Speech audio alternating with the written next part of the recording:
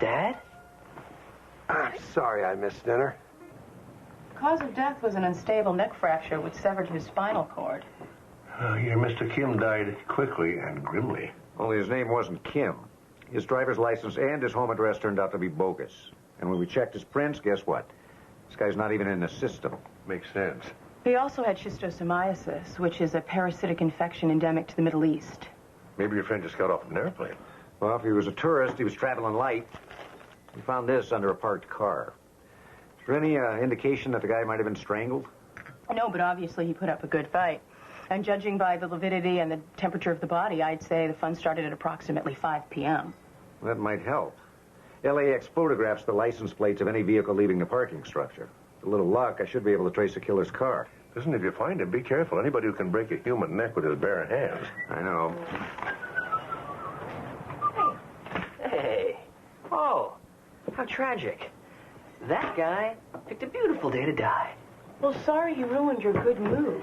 Well, nothing is going to ruin this good mood. As of tomorrow, I'm taking a week off, going down to Baja, doing a little fishing with my dad. Oh, is this the same Dr. Travis that went to extraordinary lengths to avoid fishing with his father? Well, somebody convinced me to spend a little quality time with my dad. Well, I'm very happy to hear this.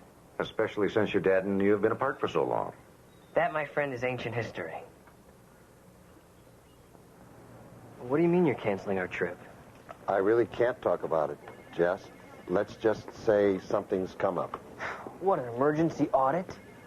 A problem at home. I've got to get back to Toronto tonight. Your family.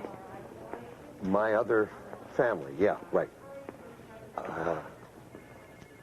I'm sorry. Look, Dad, sorry's not going to cut it this time, all right? You and I need to talk this through. Well, maybe in a week or two, No, maybe tonight, after my shift. Or you know what? You could just walk away. You decide.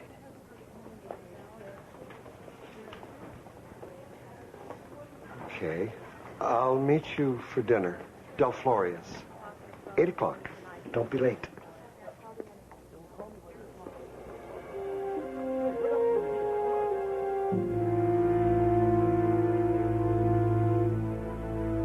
Well, the car appears to be from our department, but I don't see how that's pertinent to your investigation.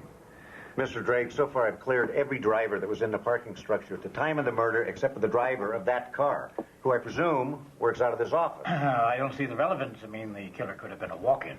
It could have been, but I still need to talk to the driver of that car. He or she might have seen something. It is unlikely that any of our employees were at LAX yesterday. I mean, typically our field agents are assigned to rural areas where we help protect California from invaders, medflies and such. Murdering unsuspecting travelers is a bit beyond our purview. Well, my purview is catching criminals. Now, if you don't want me coming back here with a search warrant and a bunch of very sloppy cops... Kessler, why don't you find out who used that car last night, Arlen? Well, that may be difficult. Our people don't always sign for the cars that they take. They come and go as they need, however their assignments dictate. You know, for a bunch of bug exterminators, your employees have a lot of latitude. Nevertheless, that's the way we operate. Kessler will get back to you if he finds any information. Now, we've got to get back to work. A potential infestation has just been brought to my attention.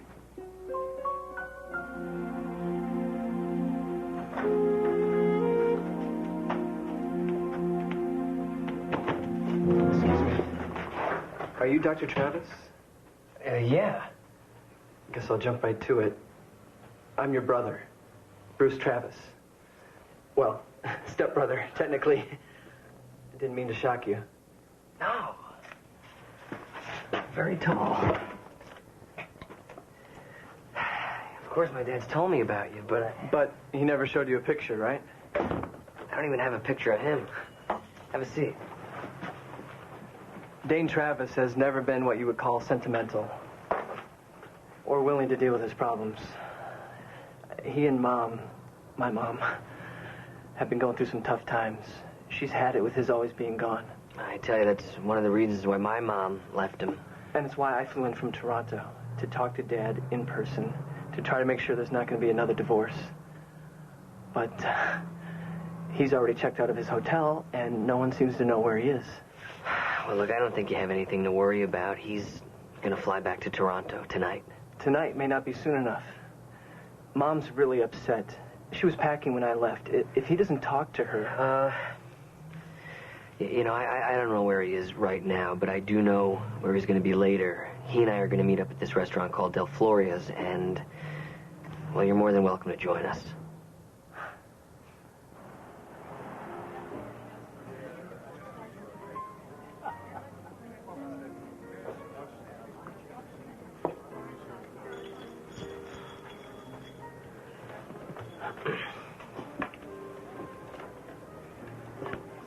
You order yet?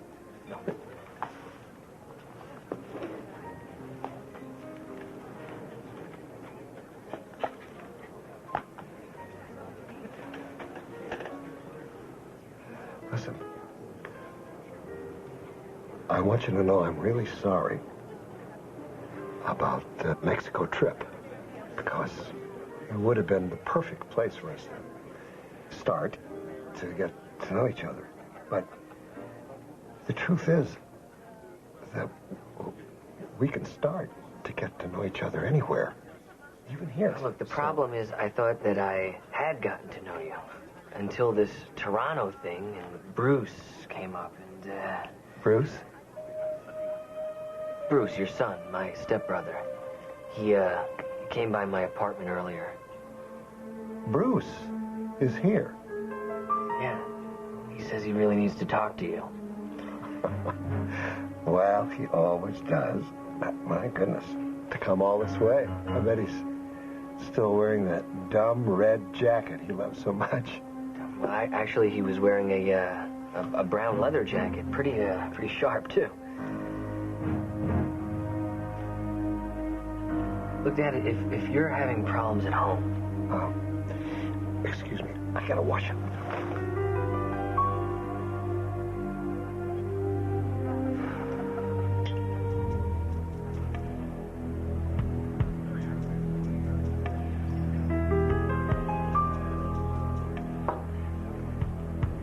Bruce.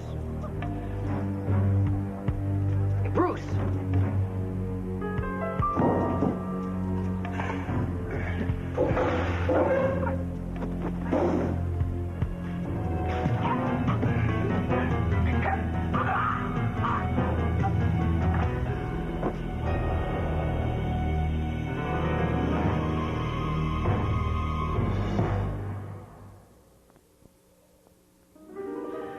My God, Dad, you killed him, man. You killed your own son. That was not my son. That was an assassin sent to kill me. Why? Did you screw up on his tax returns? I'm not an accountant. I never was. I'm a counterintelligence analyst. I work for the company, the CIA. A spy? You're telling me you're a spy? And your other family? There's no wife. No brothers for you, step or otherwise. You're the only son I've got, as far as I know. Jess, you have to stick with me now. They may be coming after you, too. You know, I got a better idea, Dad. You see, because I don't know if I told you this, but I'm a spy, too. Sorry, an intelligence officer, and I'm gonna go down to the chief at Control and get you some help. I said calm. The first rule is calm. I want you to stay calm.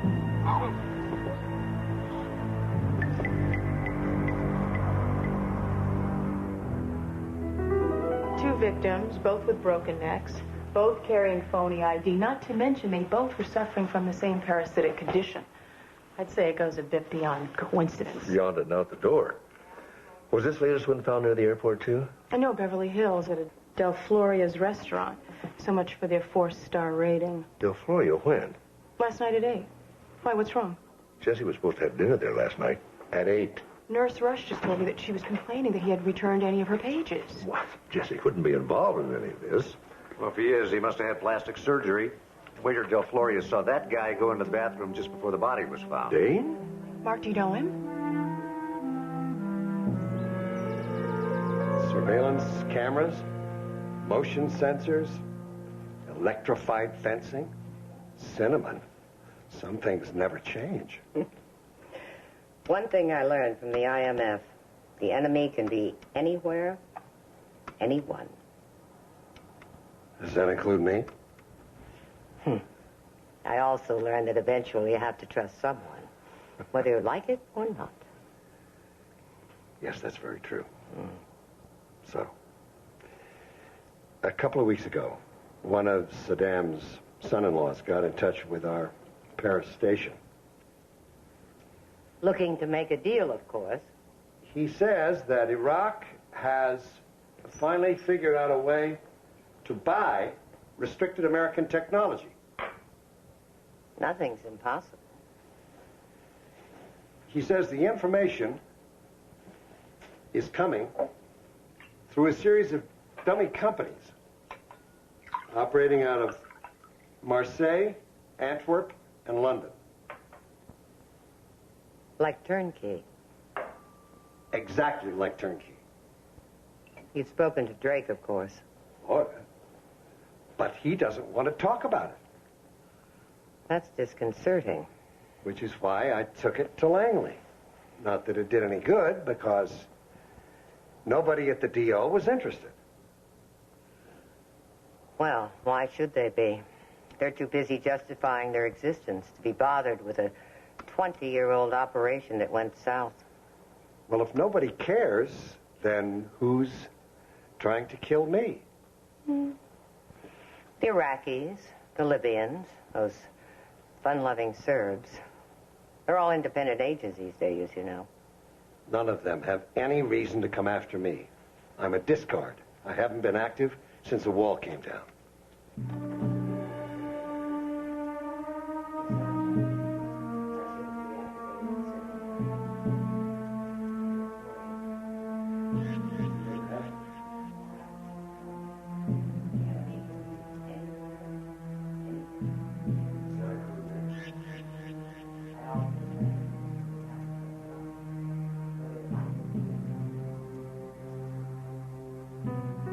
Cinnamon, what are you keeping this thing around for?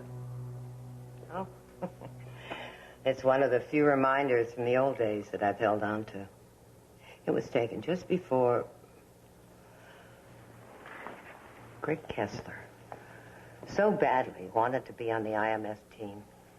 He thought this mission would get him there. I wouldn't be surprised if his son made assistant director someday. Greg would be so proud. You sure about that? He loved the great game. Well, so did I, once. I certainly never wanted my son involved. I did everything I could to keep it away from my family, and now we're right in the middle. Oh, it's just me. Sorry. No, it doesn't look like anyone I know. Are you sure? Because my father says that's Dane Travis. The security guard in the lobby of your building said he looks like one of your employees. Gentlemen, Dane Travis is a field agent. He specializes in Mexican bean beetles. That's funny because Dane told his son he worked for a shoe company. Now you're telling me he kills bugs for a living. What's the truth here? Well, the truth is I don't see how any of this applies to your investigation. You don't? Your employee, Dane Travis, was observed at the scene of a murder. A car from your motor pool, which he no doubt has access to, was observed at another murder. That's what's called a coincidence. Like it's coincidence that no one, federal, state, or local, has ever heard of you, Mr. Drake, or your Bureau of Investigatory Surveys. That's because we're in the bug business, not the publicity business. Now, if you'll excuse me, we've got a meeting to go to. Let's be going too. Steve, I have some calls I'd like to make. Like to the senator? Yes, she owes me a couple of favors, and then there's the governor. I haven't talked to him in a while. I wonder if Judge Hightower's in his office. If he's not, I'll call him at home. Don't try to bluff me, Dr. Sloan. It's a waste of your time and mine. Well, it is, if I'm bluffing. Now, who is this Dane Travis, and what does he do? He's an analyst. Occupied in highly sensitive work. But it is not the work that would give him cause to kill anyone. Beyond that, we are not at liberty to say any more, and you gentlemen are not at liberty to ask any more. Well, are you at least at liberty enough to tell us whether Dane Travis is capable of cold-blooded, unprovoked murder? Depending on the circumstances, I would say that Dane Travis is capable of anything. No way. I know Travis. He served with my father. He's not the kind of man that would go rogue. Kessler. Now, if you'll excuse me, gentlemen, as I said, we have a meeting. Are you at liberty to say you're satisfied with that? I'm not either.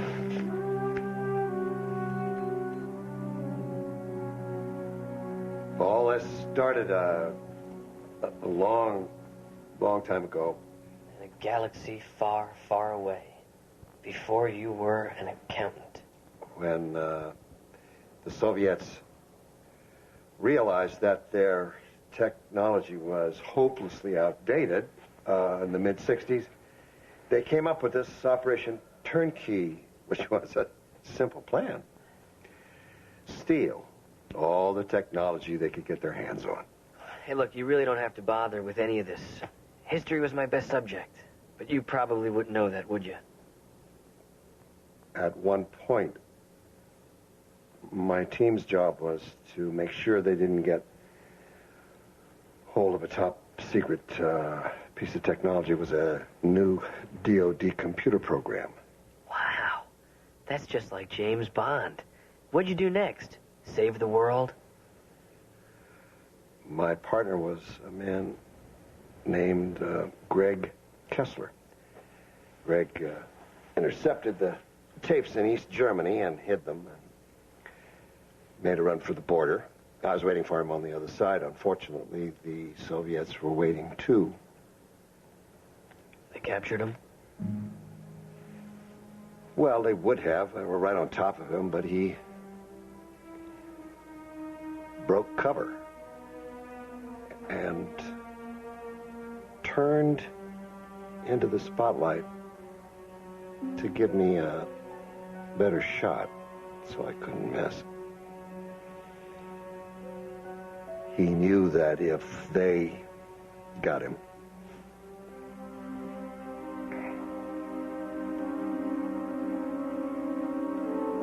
So you killed your friend? not that it made a whole lot of difference. Ultimately, the Soviets found the tapes anyway. And we didn't save anything. We lost it all.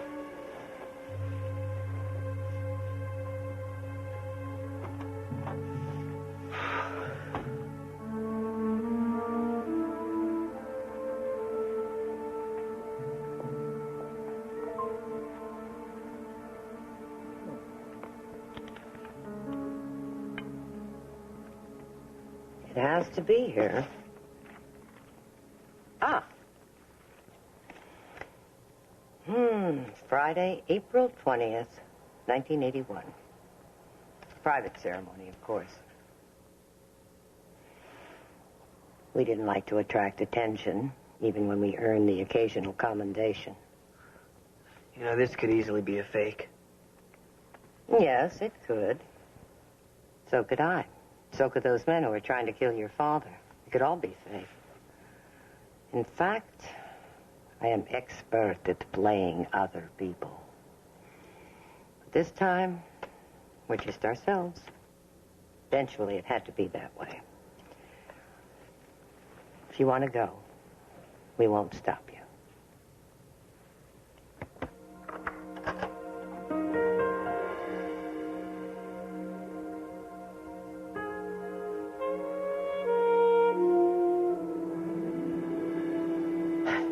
My dad, the spy.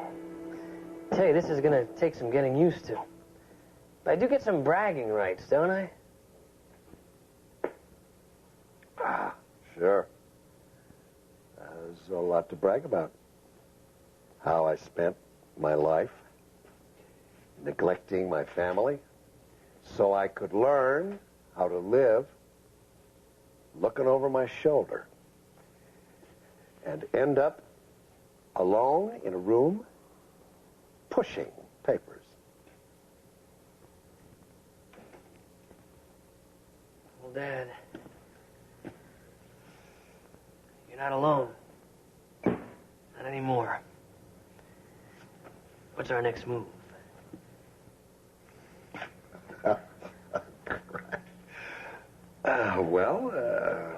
There is somebody we could talk to, somebody from the old days that might be able to give us some answers. Yes, do come this way, gentlemen. Quite a big place. Here we are.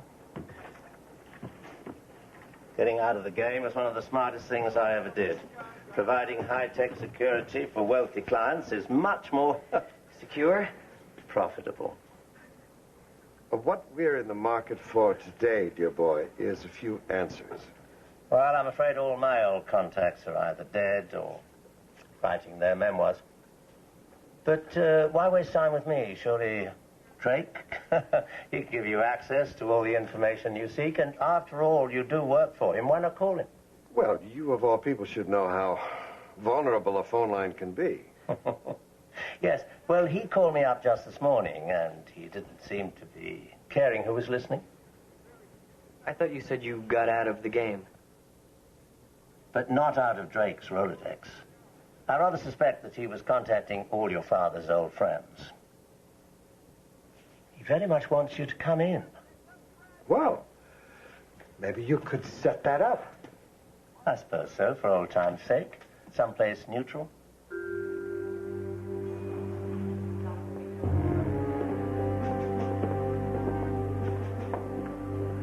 Your ignorant, blundering interference is jeopardizing an important operation. Who called first, the senator or the governor?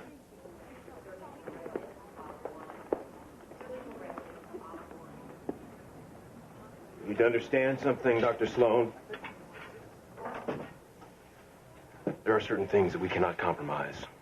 I'm not interested in compromises. I'm interested in facts. Well, in our business, facts can be slippery things. Sometimes to achieve our ends, we have to fool our enemies into believing that they're running the operation, when in point of fact, we are. And vice versa. It's a chess game. Move, counter-move, deceit against deceit. My friend's missing. You're the key to finding him. That's all I'm interested in. Have your son call me. I've arranged to meet. I'll bring in Dane and Dr. Travis. And then we'll all have to face the facts.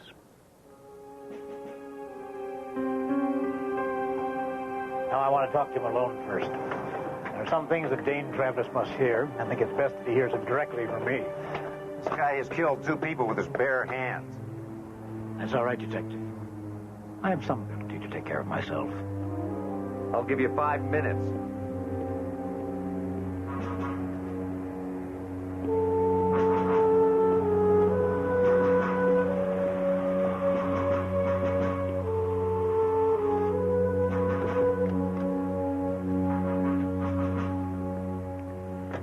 This is not what you think it is, Dane. Really? You should have come to me first. I did. You stonewalled me. The reasons why I didn't want you digging into the turnkey file. Personal reasons. It started getting personal when people started shooting at him. Jesse. No, Dad. This guy owes you some answers. You've been running for your life, and he's walking around playing Mr. Need to Know. Enough is enough. Son's right, Dane. I think it's time you knew what was going on.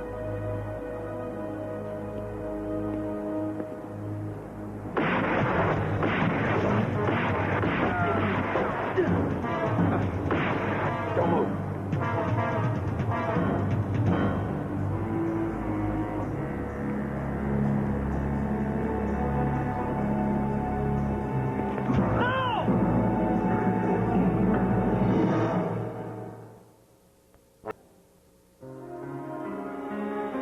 Your friend's gonna be all right.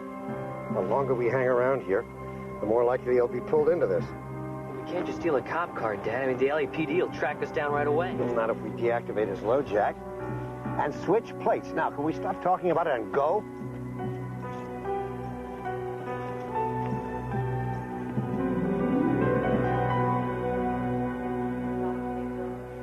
Drake took 2 mercury-tipped hollow points in the chest. Yeah, and forensics found shell casings on a roof 100 yards away. Yeah, I don't think we can safely assume that Mr. Drake was done in by a pro. Someone probably connected with Dane Travis. I mean, the man is involved in 3 homicides that we know of, and he did attack Steve. I charged in with a gun in my hand. Dane didn't know who I was, so I just tried to kill him. Yeah, I don't think it's surprising he tried to defend himself. Well, what would have happened if Jesse hadn't been there? And what's going to happen to Jesse now? Oh, I know. I'm just as worried about him as you are, honey. Well, I know one thing for sure. Dane wouldn't do anything to hurt Jesse, and I think he'll do everything he can to protect him. Father's intuition.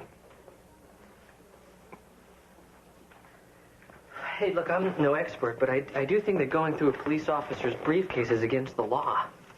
If he didn't want it searched, he shouldn't have left it in his car.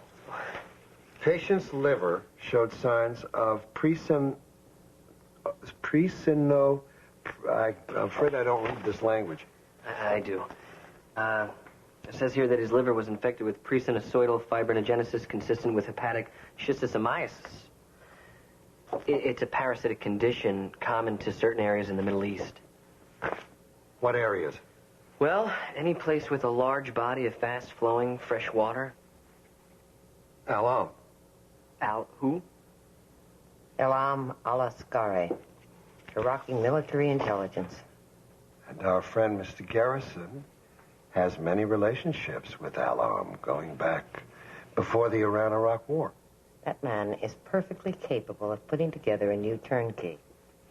And he set up the meeting between you and Drake. I think we need to ask Mr. Garrison some questions and then bring him in. I don't understand. I thought that Garrison was your friend. Why would he turn you into the Iraqis? The world is rarely what it seems to be.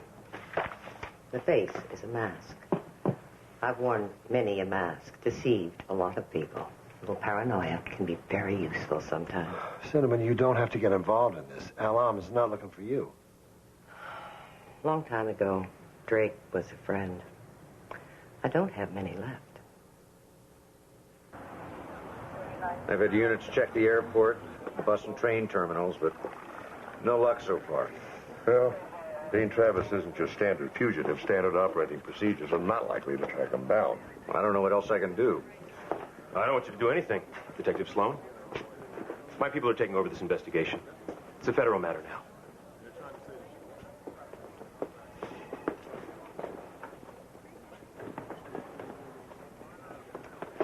So, what are your people planning on doing? Well, solving this case by finding and arresting Dane Travis. I was there. Travis didn't kill Drake. Well, he might not have pulled the trigger, but he could have had an accomplice. You said Travis wasn't the kind of man to go rogue. And I did believe that. Now I'm not so sure. Well, what about Jesse? Travis still has him. Well, we'll make every effort to keep our ancillary casualties to a minimum. Ancillary casualties? Is that the way you refer to innocent people? Send your files to my office. For the sake of interdepartmental cooperation, I'll keep you fully informed. Now, I have a feeling that these people terminate first and ask questions later. We can't not let this go.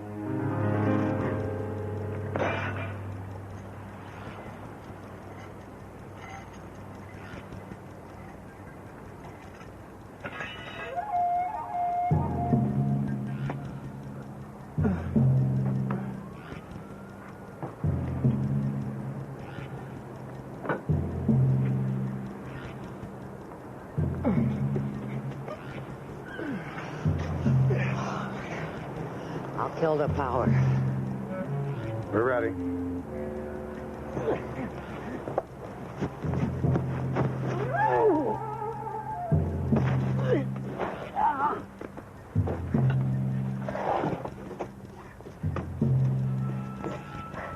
What do you spies have against knocking?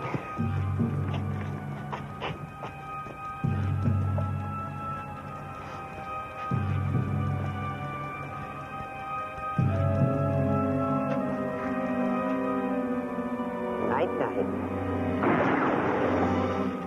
Okay, looking good up there. You can do it. Remember, let the ring do the work for you. We can work on that. It's okay. You okay?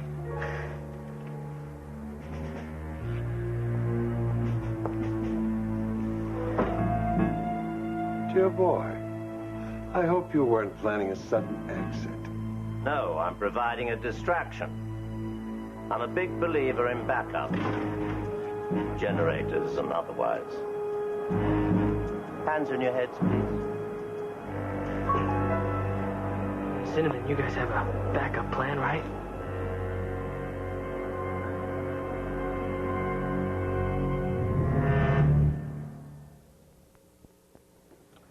I hate to disappoint you, Dane, but I didn't kill Drake.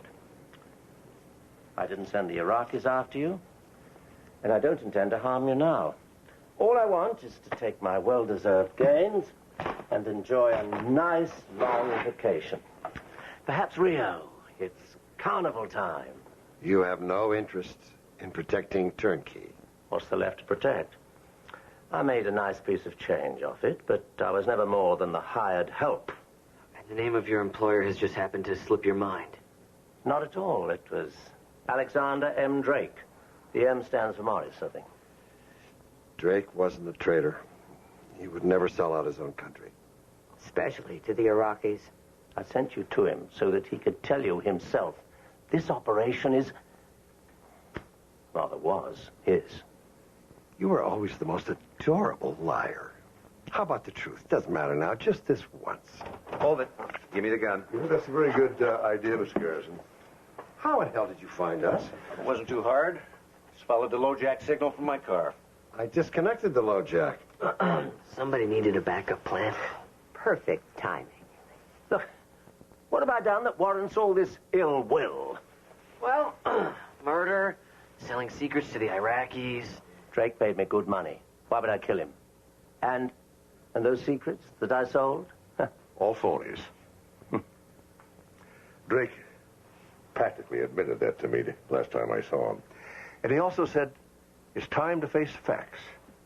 Yes, well, the fact is that all the technology that we've sold to the Iraqis is designed to act as a high-tech Trojan horse. It gives us access to all their most sensitive facilities. It's a great little operation, like the old Turnkey. Well, that was Drake's operation, too. He wanted the Soviets to lay their hands on that computer program. That? Was it Trojan horse? Yes. Well, as soon as they'd implemented it, we would have tapped in, well, into their entire defense matrix. And I guess it didn't work out the way Drake planned. It worked perfectly. The only thing that happened was that the Soviets only used it to operate the Minsk subway system. It was all for nothing. He wanted to tell you himself. He wanted to finally own up to the truth. Turnkey then and Turnkey now was always a CIA operation. A con. Sloan here. It worked once. We thought it would work again. Right. That was Kessler being interdepartmentally cooperative. He's leading a strike team to this warehouse. Kessler? Who's Kessler? CIA. We're going to be up to our neck in flak jackets in 5 minutes, tops. Mark, you can't just let him take my dad. Right. Mr. Garrison, would you have a seat, please?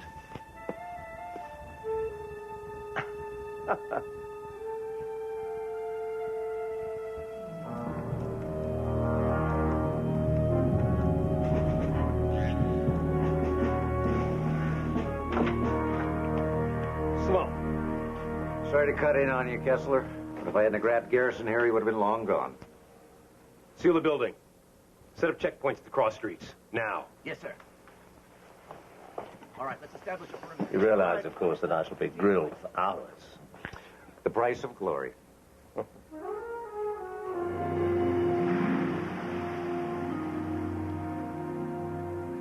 Jesse fixes some lunch.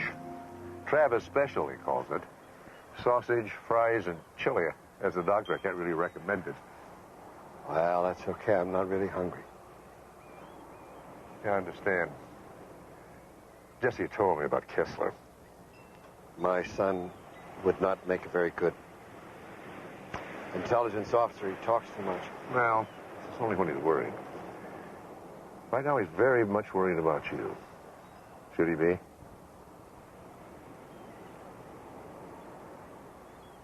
Drake, let me kill Greg Kessler. So the Soviets would believe the computer program was the real thing, and it worked. They took it, and they used it. So we could get the running time to the Minsk subway. Really sorry. I gave up everything for the company. Marriage, family, everything that means anything to a normal human being, because it seemed so right. Even when I had to kill, it still seemed right then. But now... Well, now doesn't change the truth, Dave. You know, for 40 years, all of us were half expecting those bombs to drop on us. And what you did, all the sacrifices you made, helped to make sure that never did happen. God, I hope so. But the truth is, Greg and I were used and discarded by the people we worked for the same way I discarded half of my life. 25 years I could have spent watching my son grow up. Everybody deserves a second chance. Even a discard. I've seen high schools with better security than this. We need to move Dane and Jesse back to my place. Just as soon as we get a few questions answered. You people have a nerve. I've just spent 6 hours being interrogated by a very determined Kessler. Now you drag me out here to ask me even more questions. Garrison, complaining is useless. You ought to get to the bottom of this as much as we do. So think, who would want Drake and Dane out of the way? I haven't the slightest idea. You know, I think maybe you do. The Iraqis were buying your phony secrets through Turnkey. Now, somebody told them that Dane was a threat. Well, that would explain why the alarm are all over the place. Question is, who tipped the Iraqis about Dane? Drake? No, he wouldn't have anything to gain by killing one of his own people and jeopardizing his whole operation. And he certainly didn't arrange his own hit. Well, I didn't. Hit squads are bad for business. So who did? Maybe Mossad. They could have tricked Elam into coming out into the open in order to expose their American spy network. No, Mossad would never act that rashly. On the other hand, the Iranians couldn't hesitate to undermine the Iraqis. And maybe the Canadians did it to cause trouble for the Portuguese. Look, I'm sorry, guys, but these wild theories are getting us nowhere. Yeah, Steve's right. I mean, this is not a case of nations moving against nations. This is about one person, one particular person seeking revenge. Let's get right to the point. The price for Dane Travis's present location is $250,000 American dollars deposited directly into my Cayman's account. Well, don't look so dismayed. We both know that you have twice that much in discretionary monies available. And here I thought Travis was a friend of yours. A friend is one thing. Accumulating a small fortune is another. Now, Dane and his son are at Cinnamon Carter's house. Approach with care. The place is well defended. Don't worry. I was first in my class in perimeter penetration.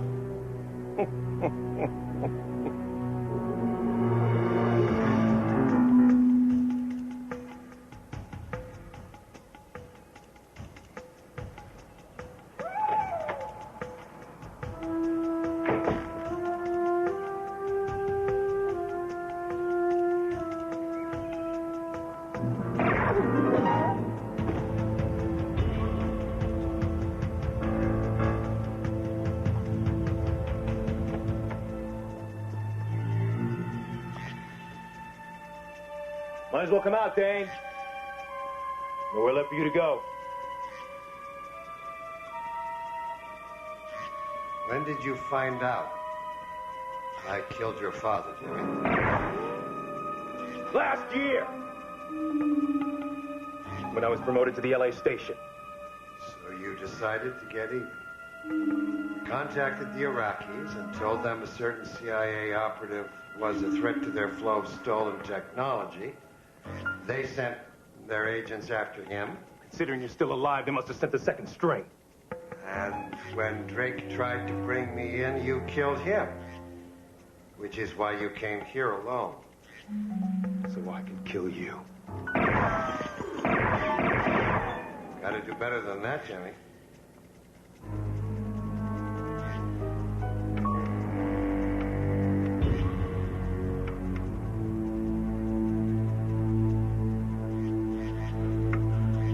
I wonder, Dane, you'll miss your son as much as I miss my father.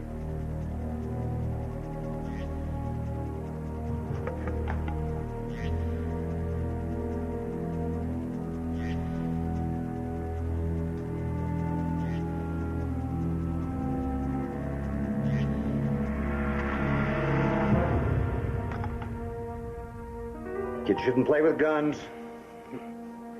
Get your hands on the counter.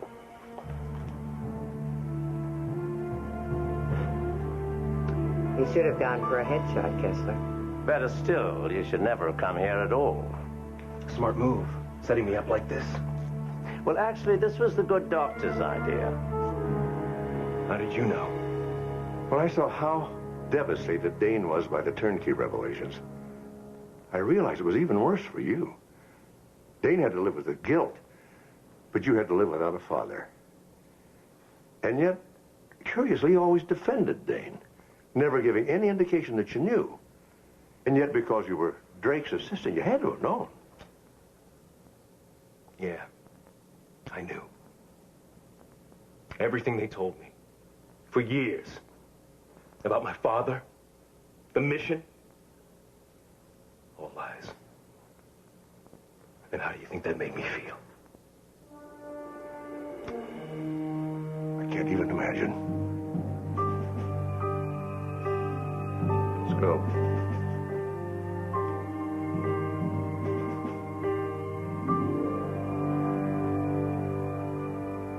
So the police dropped all the charges, huh? They weren't thrilled about it, but there wasn't much they could do. I didn't kill Drake, and the company backed me up on the 2 El Amn agents. So you are completely off the hook. The good news doesn't stop coming. Cinnamon and I have been reactivated. We're headed back to Langley to take over the new turnkey operation. Wow. Well, Cinnamon must be happy about that. She's ecstatic. Anything to get away from those video monitors. And back in the real game. Well, don't forget to send me a postcard from Virginia. I'll have to send it to you from West L.A. I refused the job unless I could be based here. We've got 20 years of catch-up to do, you know? Now, I suggest you pack a bag for Cabo, because the Marlin are running like crazy right now.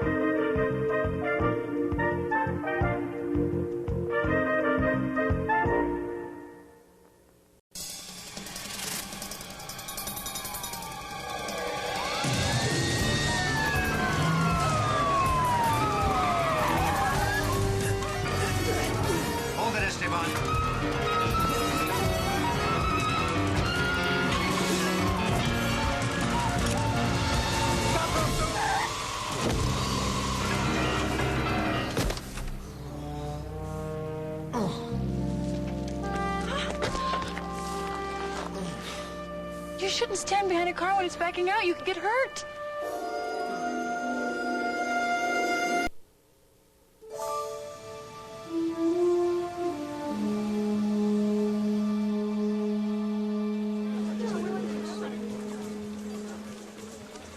You sure you're feeling up to this? I'm always up for a free dinner.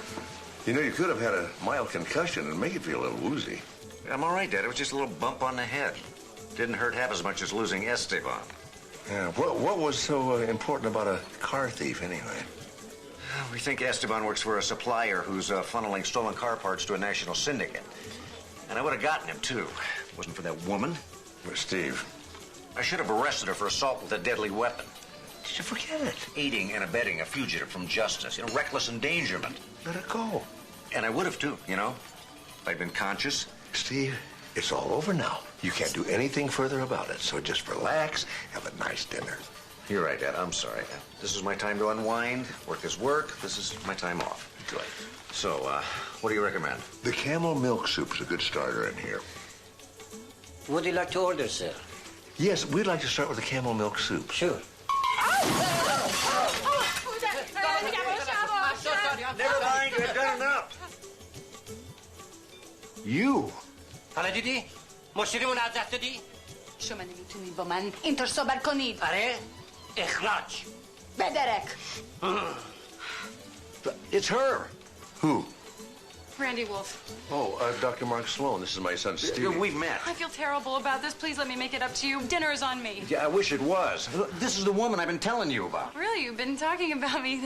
That's really sweet. I hope he didn't build me up too much.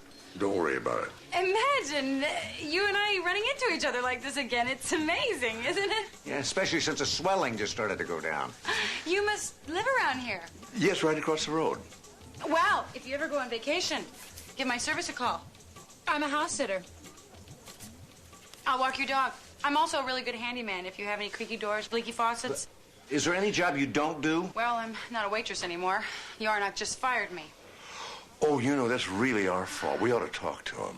Oh, that's sweet of you, but don't bother. I was getting bored of the job anyway. You've been doing it long? 2 days. See you around. That's a chilling thought.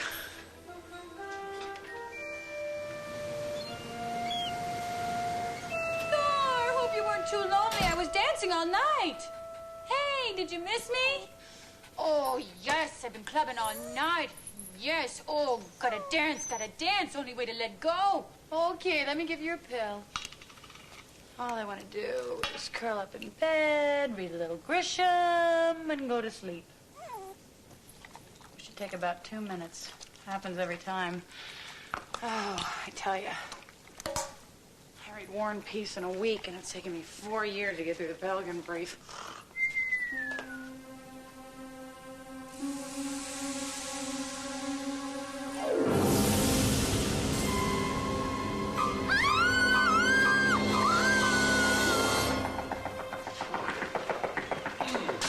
Who is it? It's Randy! The dog walker? I haven't had a dog in years. He's dead. Well, if he's not, he's 35 years old. I'm not here about a dog. I'm here about a mime. Who is it? I'm having a nightmare. You have to come with me right away. This is not about a dog. This is about murder. Who's been murdered? That's what I'm trying to tell you. I went back to the place that I'm house sitting because I had to give the dog his pill. You said this wasn't about a dog. It's not about a dog, but that doesn't mean there's not a dog in it. I'm going to bed. That's exactly what I said until I saw him there. Who, the dog? No, the mime, you know. Only he was dead, so it was more like... Well, maybe he was miming being dead. Why would anybody do that? Why would anybody do this? He had a knife in his chest, and there was a pool of blood all around his body. All right, what's the address? All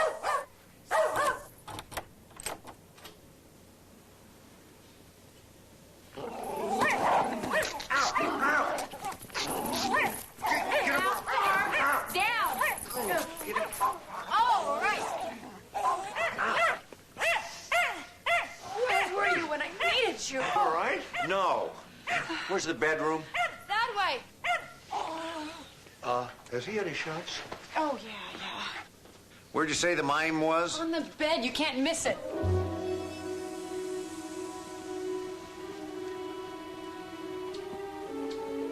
I'm telling you, he was right there. A knife in his chest. No blood. Nice and neat and clean. You sure you saw a mime here? What else could it have been? Where were you when you saw the body? I was just about to brush my teeth when I saw his feet. Well, maybe your eyes were playing tricks on you. When was the last time you saw a dead mime in your bed? Good point. I better go check my bed right now.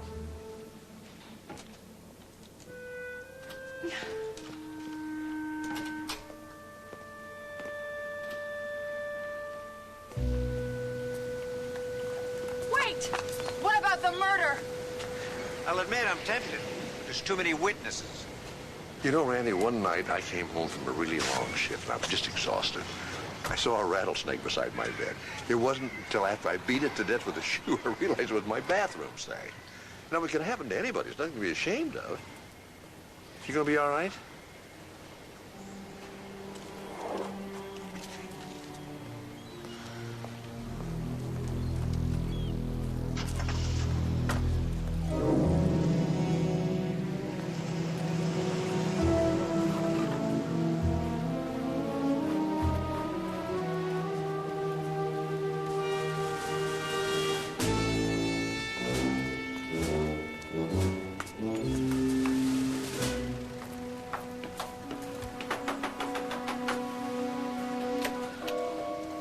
I don't vote. I never give to charity, and I've got more magazines than I can read. What about companionship? Is there someone sharing your bed? Boy, you girls are getting pushy. Still, I've always been a sucker for home delivery.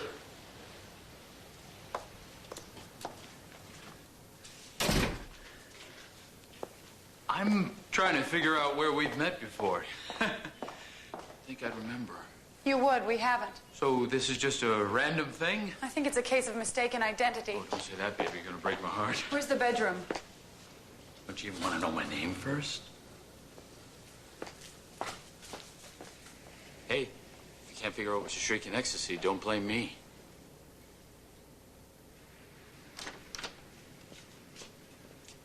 There's nobody here. No one, except you and me. Where is he? He. He was in my bed last night. I know he was in yours this morning. Oh, look, I don't know what kind of sick relationship you've got, babe, but I don't swing with anybody's boyfriends. Don't play coy with me, Hef. There's a mime out there that's traded his glass cage for a pine box. I want to know why, and I want to know where he is. And I want to know what nuthat you escaped from. 1891. Does that mean anything to you? I understand it was a good year for cognac. Is that what you've been drinking? It's my address. It's also where they delivered the mime. You see, they thought it was your house, but my 9 was loose. Your 9 isn't all this loose. I'm calling the cops. Tell them to bring their cuffs, because this carnation connects you directly to the dead mime. No, that carnation connects me directly with those other carnations. And you want me to believe that you know nothing about the mime? I don't care what you believe. I just want you out of my house. You're in deep, pal. And it's getting deeper all the time.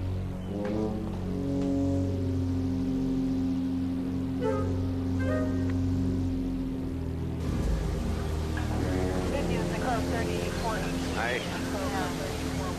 You know, you gotta love California. Skies, blue waters, and a lot of dead people. I'm not a specialist, but I assume there's dead people pretty much wherever you go. Sure, but some are indigenous to California. Freeway snipings, carjackings, liposuction's gone bad. Yeah, but you can find those anywhere these days. The one that washed up on shore this morning, that was a little weird. How weird?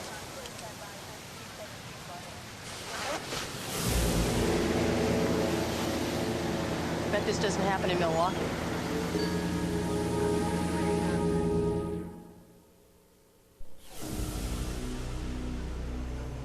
Is this the dead mime you found in your bed?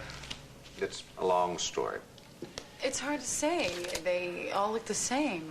Okay, let's try a different approach. Describe the mime that you saw. Dead, with a big knife in his chest. Well, this is probably the mime because he died of a stab wound right in the heart. He was found in the water? Yes, but I think... Which means you can't backtrack time of death through radiant body temperature. And the lividity indicates exsanguination from the entrance wound. Therefore, he was probably dependent at the scene.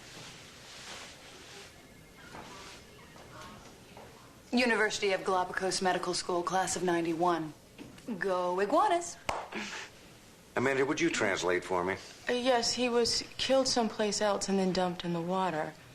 And based on his liver temperature, I'd say he died in the last 12 hours. I concur. Thank you, Amanda. Do you have any idea why someone would dump a dead mime in your bed? It was an accident. You saying you did this? No, why would you say that? Because you're always having accidents. I do not. Then why do I have a lump on my head, scalded legs, and a dog bite on my ankle? Just because you're clumsy doesn't mean everybody else is. Stop projecting. I think the mime was killed in the house by mistake. It was meant for somebody else to find. Who? Come with me. Amanda, would you call my dad? Have him meet us at, 1861 Beachway. Why do you want him there? With her, I never know when I might need emergency medical attention.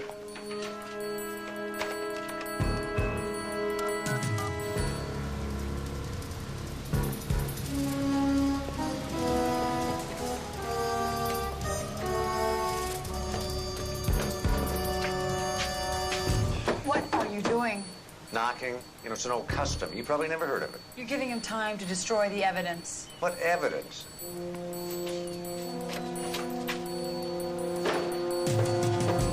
Okay, dirtbag. We got the place surrounded. Grab the sky and kiss the floor. What the hell? Oh, you. That's right, pal. I'm your worst nightmare. Which gives you and me something in common. You know, Lieutenant Steve Sloan. I want to tell you right now, officer, whatever it takes to put this woman behind bars, I'll do it. I'll press charges, testify, hell, I'll even bribe a judge. You really know how to make an impression on a person. Unfortunately, the young lady is not under arrest. She just broke into my house. Not in time to keep you from flushing the evidence. If drinking too much coffee is a crime, then I admit I flush the evidence and you can arrest me. If it's not, I want this woman arrested right now. Don't you even Randy, let's all try and stay calm, shall we, Mr. Burnett? I am calm. And I'll remain calm when I call your Internal Affairs Division and explain that Detective Steve Sloan stood by and watched as a psychopath broke into my house and harassed me. Mr. Burnett, I realize that Randy seems a little over-eager, but she suffered a terrible trauma recently. And who are you, her shrink? Well, professional ethics will only allow me to say that she is under a doctor's care. So she is a nutcase. I'm just trying to bring her back to reality. So this whole thing... Think of it as therapy. What do you want to know, Detective? Have you ever seen this man before? You're kidding, right? You've seen one mime, you've seen them all. What, you see so many dead mimes in your bed you can't tell them apart? I'm sorry if you've confused me with someone else, but there's never been a mime in my house that I know of, let alone in my bedroom. Is there anything else, Detective? No, I think that will do. Thank you for your time. Randy? That mime was a warning. They're coming for you next! Did I help? More than a year of electroshock. Thank you so much. How'd it go? That was it? That was the entire interrogation? I left my rubber hose at home. It's okay, I got one in my car. Obviously, you do not understand the danger that man is in. What kind of danger? Isn't it obvious? Not on this planet. What does the mob do when there is a potential witness that they don't want to testify? They kill him. They leave a dead pigeon. They do? What kind of a cop are you? Obviously, whatever Burnett is into is big, big, big. So big that a pigeon was not warning enough. I have a headache. So you think that somebody was afraid Burnett would talk, so they killed a mime and left it in his bed as a warning? But they thought my bed was his bed because my 9 slipped into a 6. It's like an axe right in my skull. Oh, so they moved the mime to his house. And then he dumped the body in the ocean. What other explanation is there? Well, there's an argument that'll impress a judge. We have no evidence to back up this ludicrous charge, but what else could it be?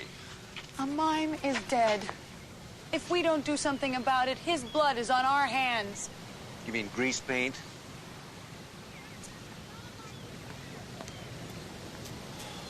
Remarkable. Unbelievable. Well, now, don't tell me you actually think she's right. How's your headache?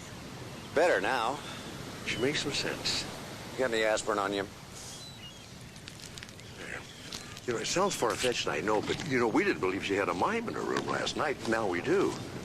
I think her theory is worth considering. Fine, you consider it. I'm going to run the mime's fingerprints and then do a background check on Chelsea and Benjamin Drew, the couple that Randy's house sitting for. Something very odd about those two. What? Well, they hired Randy, for starters. And what kind of person names their dog Thor? Could I borrow that picture? What for? I want to see if I can make a mime talk. Good luck.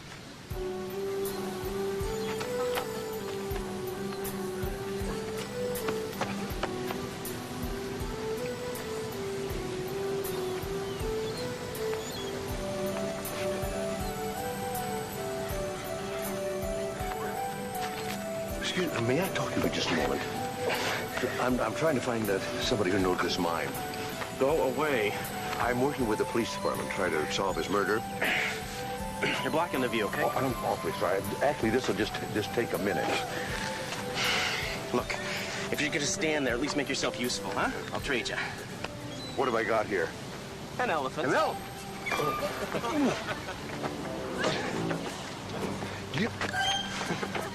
Have you ever seen him before? Yeah, Mitch Huff and Huff. Biggest ego on the Strand. He calls himself the Shields and Yarnell of the 90s. Was he? Are you kidding? He's not even the ampersand. Well, where'd he get such a big ego, then? The women, they all throw themselves at his feet. Really? Yeah, well, he thinks it's him, but everybody knows. No woman can resist a mime. Really? Yeah. Listen, when was the last time you saw him? A couple days ago, in his car. He was gonna keep moving, so the repo men couldn't get to him. Well, where does he live now, do you know?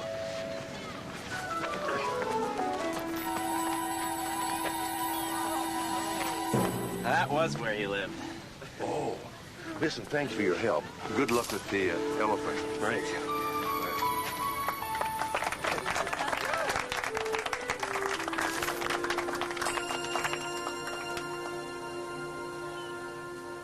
Thor, Mommy is so sorry. Oh, honey, it'll be okay. The nice man will make you all better. Be sure you take care of him. All right. Mrs. Drew, what are you doing here? Saving my dog's life. The connection between master and beast is very spiritual. You were 1,000 miles away in Aspen, and yet you sensed Thor's suffering and rushed back here. No, I was in the kitchen, and I heard Thor throwing up all over the bedroom. And if I had the slightest bit of sensitivity at all, I never would have hired you in the first place. Don't be so hard on yourself. I'm not. Of course you are. You're so full of guilt and remorse that your subconscious is punishing you with hives. Is it? 2 chapters of my doctoral dissertation were about exactly this phenomenon. And what about the phenomenon of the idiot who can't handle the simple task of giving a dog his medication?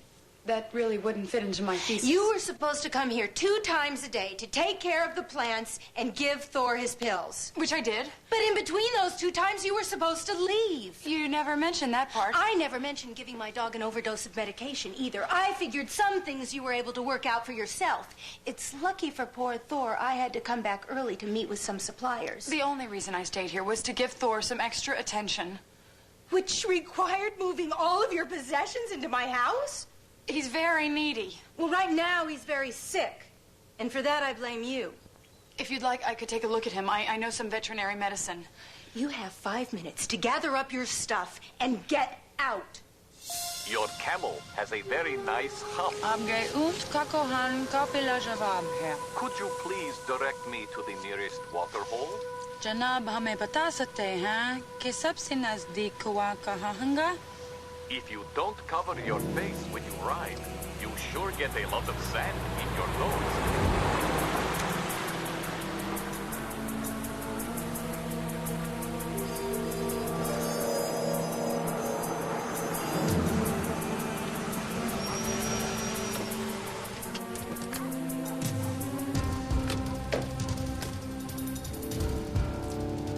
Hey, Burnett.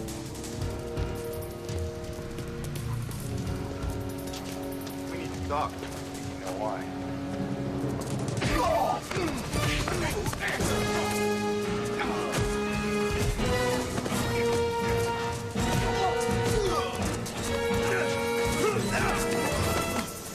Leave him alone. Disappear. You're next. Fine with me.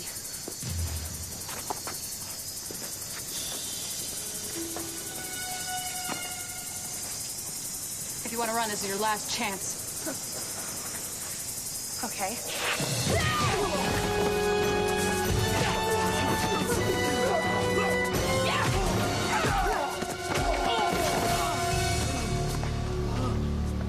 Let's go!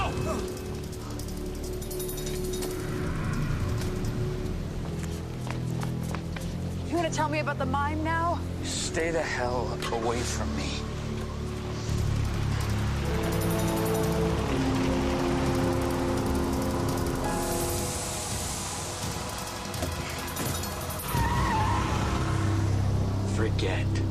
this ever happened, or you'll be very sorry.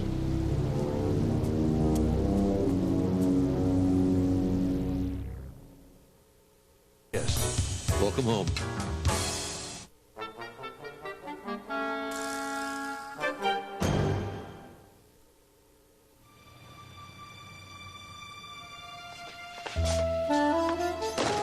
Either he's stupid or extremely stubborn. Either way, he's gonna get himself killed. Who is? You'd think the dead mime would have gotten through to him. I mean, I got the message and it wasn't even meant for me. So they were gonna kill him right there in the street. Who? Why did they just do that in the first place? Why kill an innocent mime? There's another dead mime? The only reason he's alive is because I was there. The mime's alive? The mime is dead, Burnett is alive, and I am nowhere. What's going on? I haven't the slightest idea. Why don't you just start from the beginning? Mrs. Drew came back early from Aspen. She found Thor OD'd and me still house sitting. Poor lady worked herself up so much she broke out in hives. Feeling a little itchy myself. I'm really confused here. Weren't you supposed to be house sitting? Well, I kind of threw that in for free. I was supposed to come by at 6 and 9 to give Thor his pills, but I've had kind of a roof over my head problem lately. Imagine that. All I did was give Thor some extra TLC. And an extra pill or two. Not on my watch. I take my job very seriously. Which one? What does Sonny Burnett have to do with all this? I didn't have anywhere else to go, so I decided to go stake out his place and brush up on my Urdu. Who? Yeah, well, language, they speak it in Pakistan, I think. It comes in very handy if you use taxis. What happened at Burnett's? He was attacked by 3 thugs, so I took him out. You took him out? I am basically a nonviolent person, but those goons from Fallon Exotic Motors didn't leave me any choice. How did you know that they worked at Fallon Exotic Motors? They tried to beat me up and then sped away in a car that had dealer plates and a Fallon Exotic Motors sticker. I don't know these guys, but I think I understand them. Good, then you better go down there and make him talk because Burnett is too terrified to open his mouth. Is it Duke Fallon, that car dealer on TV who shoots himself out of a cannon? He owns car dealerships in 7 different states. I don't think he'd kill a mime and leave him in someone's bed. Don't you understand? Burnett has something on Fallon, and that's why they want him to keep quiet. I ran a check on Burnett. The man is so clean, he's a natural disinfectant. What about the Drews? Did they have any connection with Fallon? None. She's an interior decorator to the stars, and he's an architect. He's still at their vacation home in Aspen, and she goes back tomorrow. Then we better go see Duke Fallon, shake some trees, and see what falls out. Oh, I don't think so. Tomorrow's my day off, and I am sleeping in. But what about Fallon? What about the thugs? Randy, we can discuss all this tomorrow. In the meantime, do you have a place to stay? Yeah, sure. Don't worry about that. Okay. Okay, bye.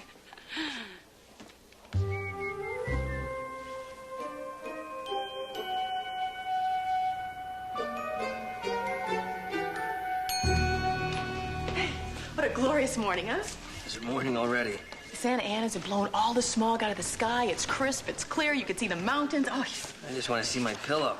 But since my shift doesn't end for about another 3 hours, I'd settle for the bottom of a coffee cup. you know, it's days like these that make you want to go out and embrace the day. Carpe diem. Looking at dead people. I don't see it that way. You know, I get the satisfaction of helping people. What do you get from chopping up corpses into little bits? The challenge of diagnosis without the responsibility of treatment and 8-hour days. Is it too late to change specialties?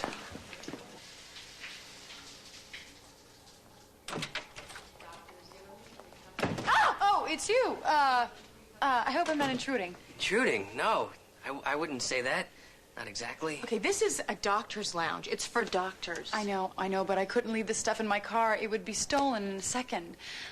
The coffee should be ready. It's a nice Tahitian blend. Help yourself. Thanks. Randy, you really can't stay here. I know. If Steve won't do anything, I'm just gonna have to go out and do it myself.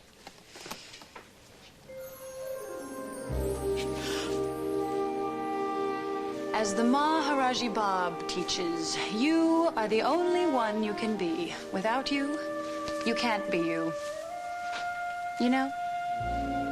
Yes, definitely. Okay, let's break it up. This conversation can continue at a later time. Thank you for the coffee.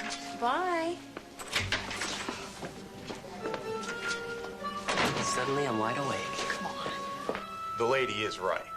I mean, you don't see a lot of gremlins on the road anymore. But I'll tell you why that is. Because... Service department, line 3. Because collectors, They're snapping them up to put on display. Yeah. They don't want to drive such a precious piece of automotive.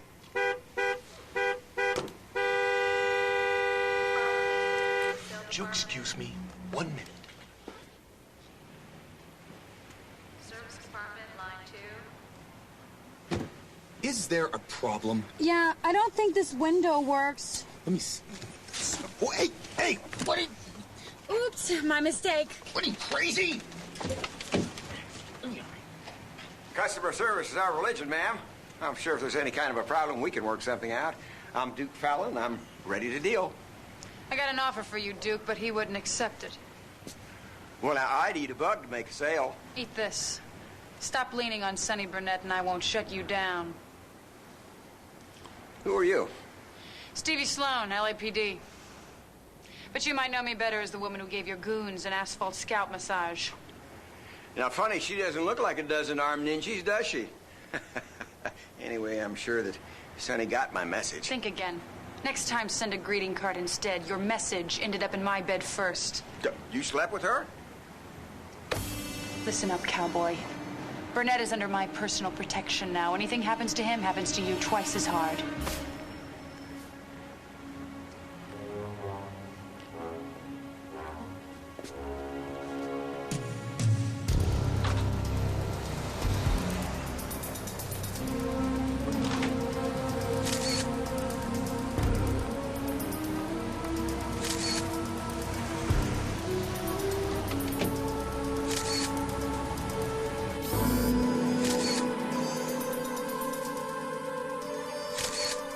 It's all coming together now.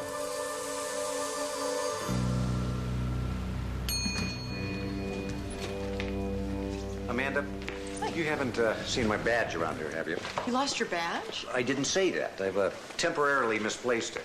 Well, my mistake, but what makes you think that you lost your badge here? Well, the last time I used it was on a hospital parking guy. He's new. I didn't want to pay the $5.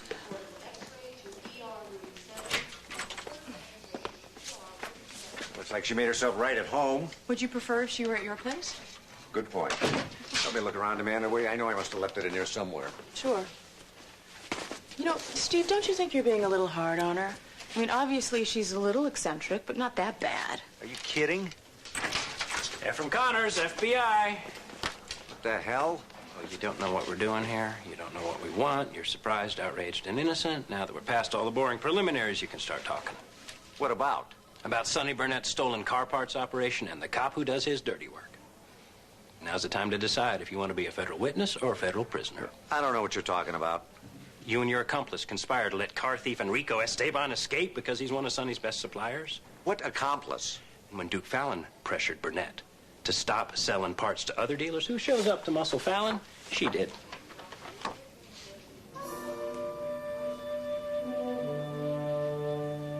That's just the skin on the chicken. We got you fast frozen, shrink wrapped, and ready to serve to the grand jury. Where are the denials now, Beach Boy? I take back what I said earlier. Look, you've got this all wrong. Yes, Steve's simply trying to find the mime's killer. I questioned Burnett because she thought he had the mime, but he didn't. Okay, and that's the best you can do? My client isn't saying another word. Boy, now since when are you a lawyer? Since my gala graduation from the Deer Park School of Law, September 1994. Check this out now. Yes, sir. Look, you want to spend the next 10 years of your life in a bunk bed with a stainless steel grabber for a nightstand, then fine, keep up the act. But if you testify against Burnett, I can shave the time in half. Let's go. Think about it, counselor. Counselor?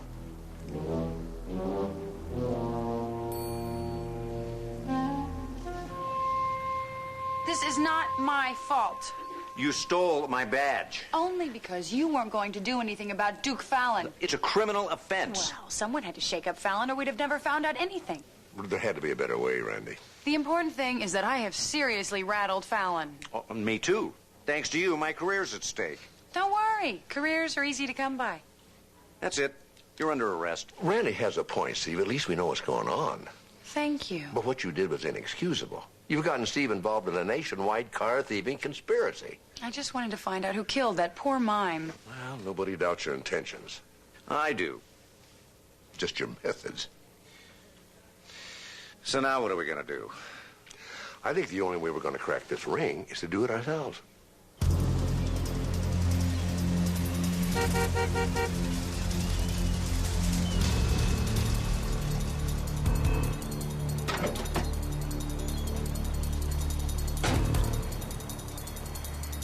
Sonny Burnett? Who's asking? Aims are for toe tags. I got your merch. What? Merchandise, come on.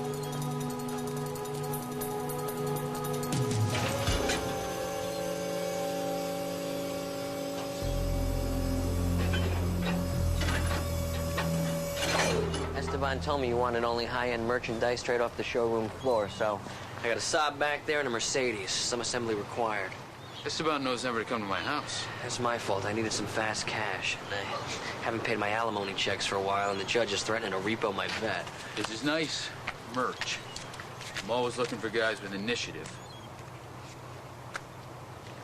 You really want to make some money?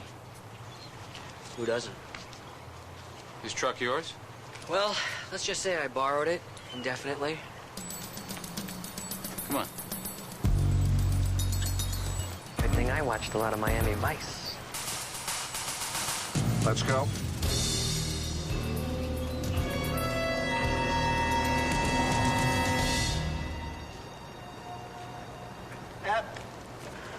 Sorry I'm late. I was cutting in some new spots for my Arizona dealership. I'm getting too old to crawl into that damn cannon. It's tough being a celebrity. Yeah. Now, we have so many trade-ins that even I am in the garage. Setting back odometers, switching out good parts for bad parts. Success has its price. And I have mine. Oh, I know. Steph won too. Well, I didn't think you were worth that. Until I found out you had cops on your payroll. It's a top-drawer operation. I respect that. You ready to deal? Always. You won't be needing to go to the ATM for a while. He won't be needing cash where he's going. Neither will you. You're under arrest. You're making a big mistake. Those stolen car parts you bought from him were marked. That transaction and this one are on tape. I think he's talking about the man you didn't see. See, by the time you shoot me or Burnett, she is already dead. You ought to put that gun down.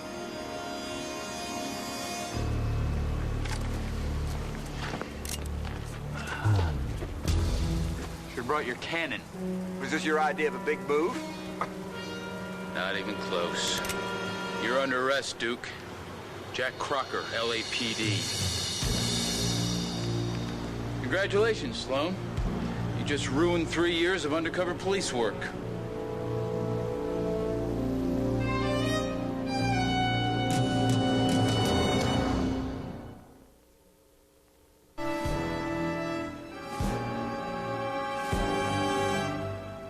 Do you have any idea what I had to do just to establish... Sonny Burnett, I should have known. I thought you said you watched a lot of Miami Vice. There you go again, blaming somebody else for your mistakes. Real work, it took me 2 years to get the thieves to trust me, and another year to make contact with those car dealers. Who killed the mime? We have been investigating Fallon for months as part of a nationwide probe into interstate trafficking of stolen goods. Now, millions of dollars and hundreds of man-hours thrown away because of your rogue operation. Who killed the mime? Fallon was just the first I was going to bring down, but thanks to your incompetence, 3 years of my life have been wasted. Who killed the mime? What mime? What mime? The one you killed and meant to put in my bed. Only you got the addresses mixed up and you stuck it in Randy Wolf's instead.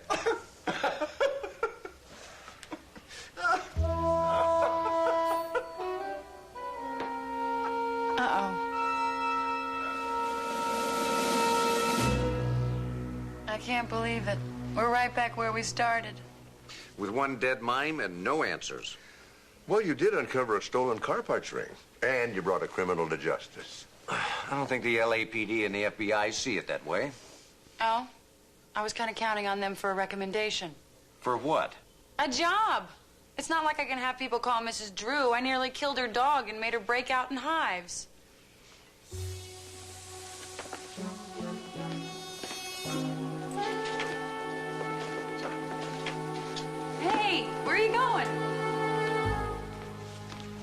Hi. Hi. Can I see the mime? Sure. Hi. Hi.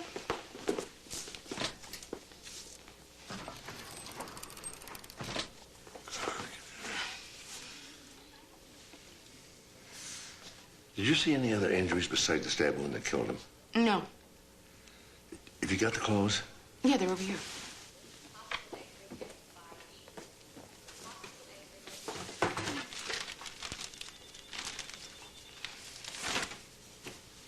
I don't see any rips or tears in the clothing. Did you see any? Mm-mm. What's the matter, Dad? You missed something? No. No, nothing at all. Then why are you smiling like that?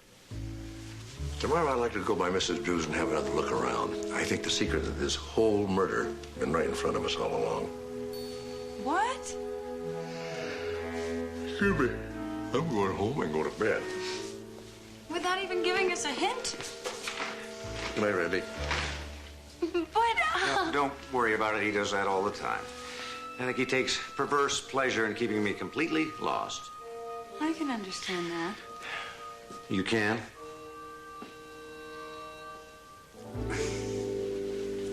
When you're totally flustered, frustrated, and aggravated, something remarkable happens. You become very cute.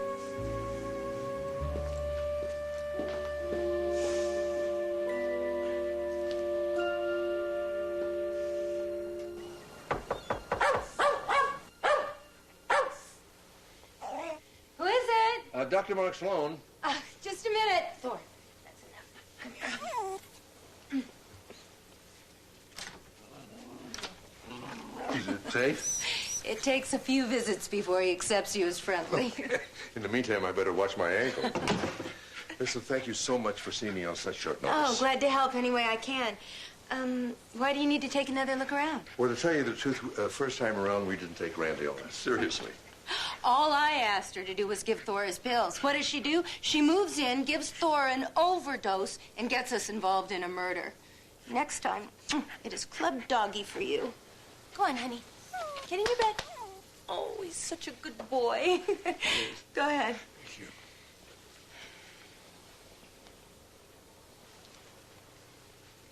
Were you missing a set of sheets or any cutlery? No. Don't tell me she's a thief, too. No. I was just asking the obvious question. Somebody had to have hidden the bloody sheets. And the murder weapon had to come from somewhere. You notice anything unusual in the house? Besides Randy's stuff strewn over everywhere? Nothing at all. Yeah, Randy does like to make herself at home, all right. And it could have killed me. She left her shampoo in the shower. If I'd used it, we'd be seeing each other today in your hospital. So that's why you use all those hypoallergenic products. I have, very sensitive skin. That's why your hand's itching right now. Must be the dog hair. You know, if you were allergic to dog's hair, you wouldn't have picked them up. As a matter of fact, you wouldn't even own a dog. Well, this is contact dermatitis from shaking my hand. I had it covered with grease paint. But I don't see anything on your hand. Well, I removed the color, but other than that, it's the same makeup that all performers use. Your hand's itching because of the grease paint, the same way it did the day you killed the mime. I knew I wasn't that hard to get along with. Don't blame Thor for not warning you when we came in. He knows me. He knew the mime, too. That's why there were no tears in his trousers and no wounds on his ankle. Well, you said it yourself. Takes a few visits for Thor to relax. Which is why he didn't go nuts around a dead body, either. But you were in the house that night, weren't you? You thought Randy showed up at 9 and 6. You didn't expect her to walk in on you that early in the morning. So you hid. And when she was gone, you ditched the body.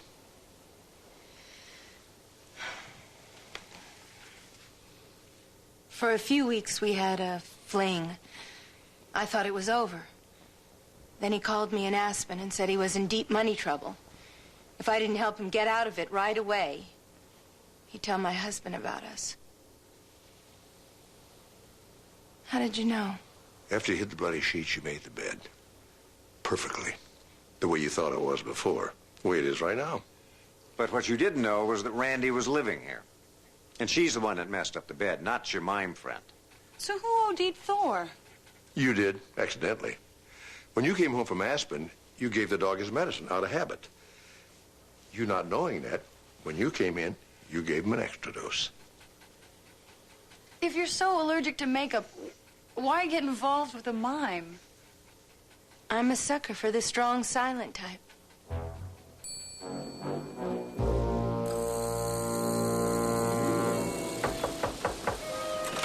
Oh, it's you. Don't panic. I'm just here to say goodbye. I'm sure the doctors will be happy to get their lounge back. Admit it. You're going to miss me. Oh, but I'll always have the scars to remember you by. You got some mail at the hospital. Oh, I've been waiting for this. What is it? It's my applied engineering degree. The University of Antigua? Must be a nice campus. This is going to come in handy where I'm going. Where's that? I don't know. And that's exactly the way I like it. Well, thanks for everything. Goodbye.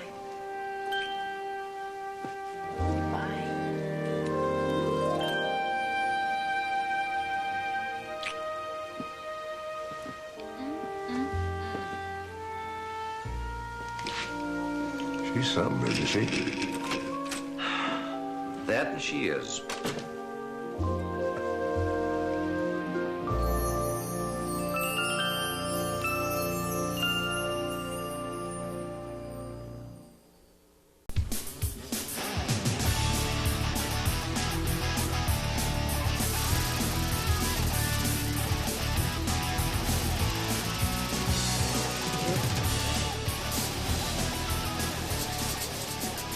Oh, you gotta be kidding. You actually do this stuff? That's pretty out there, huh? Your father would roll over in his grave. Oh, come on, Steve. This is new school. This isn't like the putting around you and Dad used to do. Hey, it was motocross, and I thought that's what you were into. Well, I am, but this sharpens your skills. It's good practice, you know? Besides, it gets you noticed. You know, a lot of sponsors watch this stuff, Steve. Yep. Down and Dirty made Spleen there, star. Spleen? This is him doing his famous radical rim jump. And that's why they call him Spleen. Oh, why? Because he's willing to scramble his brains harder than anybody else? Willing to risk it, yeah. That's what made Down and Dirty such a hit, and that's what's going to make Down and Dirty 2 even bigger. What, you mean there were survivors from the first one? Oh, yeah. Stick around. You'll see. Jake, let's go. I got a schedule to keep. A 1-week schedule.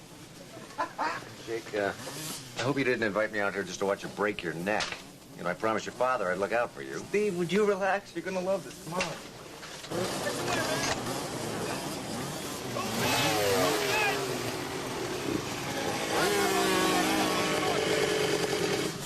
All right, boys, gather around. It's time to kick it off.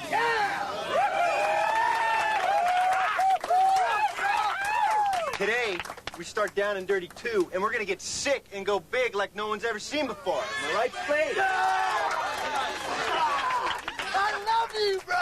All right, Spade. Yeah, we're going bigger, louder, and faster. You guys up for it? Yeah! Whoa, whoa, whoa, whoa, whoa! We're gonna have to get a few things straight up front first. Oh?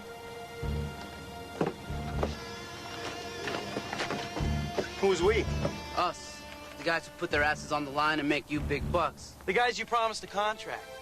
We don't see any contracts here, Kyle. Come on, you guys, we've been through this. Everything I've got is tied up and Down and Dirty too. Now, I told you, when the new video comes out, you'll all be taken care of. We want it in writing. Look, either we all get a share of the profits this time, or nobody rides. It's that simple. There won't be any Down and Dirty 2. Oh, is that right? Spleen, what do you got to say about that? Yeah, what's it gonna be, Spleen? You gonna hang with us on this one?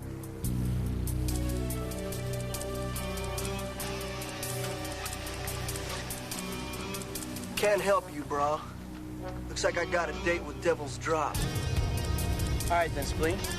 Good buddy. Be my guest. You know, Kyle, Spleen might give you something to film, dude, but let me ask you something. What you gonna film it with?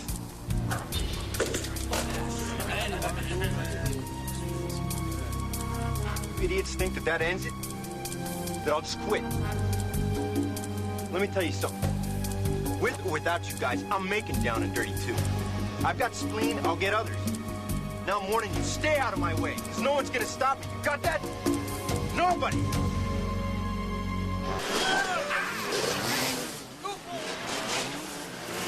I'm worried about Jake taking unnecessary risks, so I asked Steve to stick close. Maybe it's Steve you should be worried about.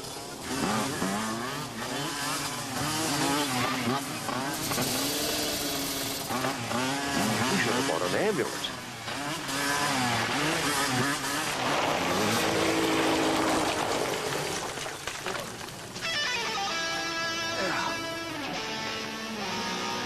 Hey, you said to stay close to him. Well, I didn't mean that close. Look at that. He makes it almost look easy. Now, don't kid yourself, Jess. It isn't. Now, do you think I could learn that?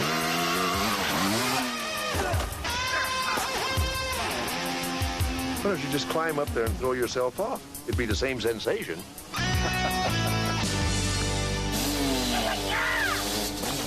Hey, Sheila, what's up? Clean, as usual. What else is new? Sheila, say to a little buddy of mine. Steve Sloan.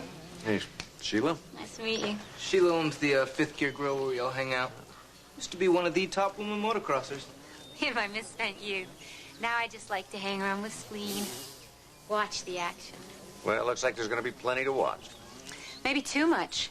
Spleen's having him build the jump too radical. He's already calling it Devil's Drop. Yeah, well, he's got out through the last one. He called that one Radical Rim. He came out of that one all right? Not exactly. And he was in top form that day.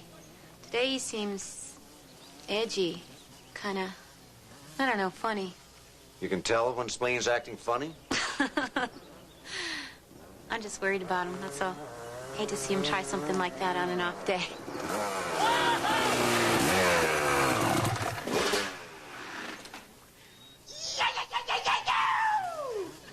Hey, babe.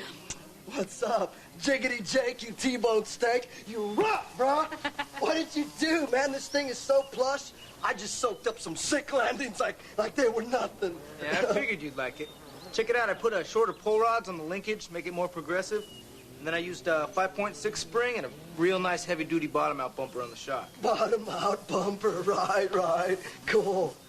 They work okay? Dude, totally trick. See why no one else touches a Spleen machine? Bro, you gotta check this sweet jump we're making, dude. Let's go, man. Give me a hand, will you? Listen, baby, you know me, and I never tell you how to ride, but I don't like the looks of that jump. You sure it's not a little out of control? Babe, you know my middle name's out of control. That's what got me here, remember?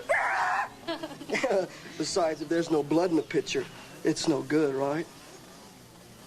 Let's go, Jake. Let's shake it! Wow!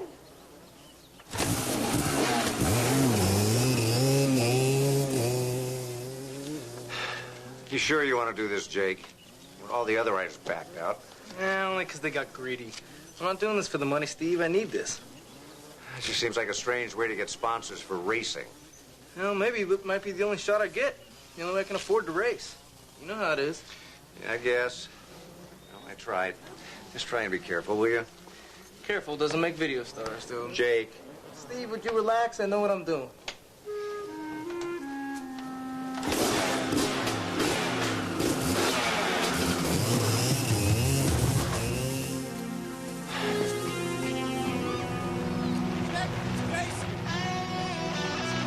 Great. It's just what I need.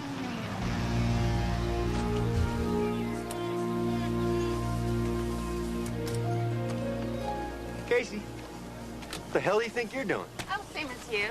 I figured if you could make a hit video, anybody could. Ready, guys? Oh, wait a minute. What do you mean, ready guys? Those happen to be my guys, and if they ride for anybody, it'll be me. This is my video, sweetheart.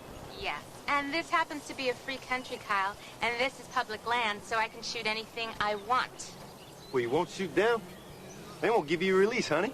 Well, now, Kyle, it's not exactly true. Yeah, because you know what? She's got something you don't. You signed a contract with her? Hey, what can I tell you, bro? You had your shot. And now I got mine, and I'm taking it. You know, Kyle, living with you, I may have learned how to produce videos, but I also learned how not to produce them. I sign my writers up front, and I own the video rights to anything they do. Oh, and what is it exactly that you expect them to do?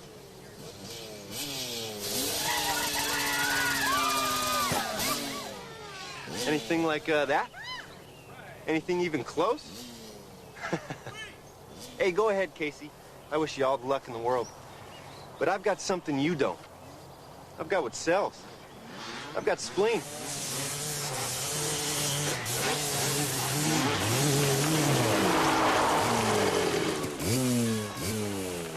Yeah! Wow! I rock, bros! Yeah! Woo! Oh, spleen, just in time. I've got one little contract left. What do you say? Last chance. It's like I told you before, babe. I don't do contracts. Hey, I had a try. Are you sure you're up for this? I mean, you look a little shaky to me, spleen. I've never felt better in my life. You should feel so good. Woo! What's up, bros? What's up, spleen? What's going on? So what's it gonna be, boys? A little follow the leader? King of the hill? Huh? You're out of your head, man. All right, chicken boy. You guys do what you gotta do. The spleen man's gotta ride. See ya, wouldn't wanna be ya. Ah! Looks like it's time to take a hop over Devil's Drop. What about you, Jake?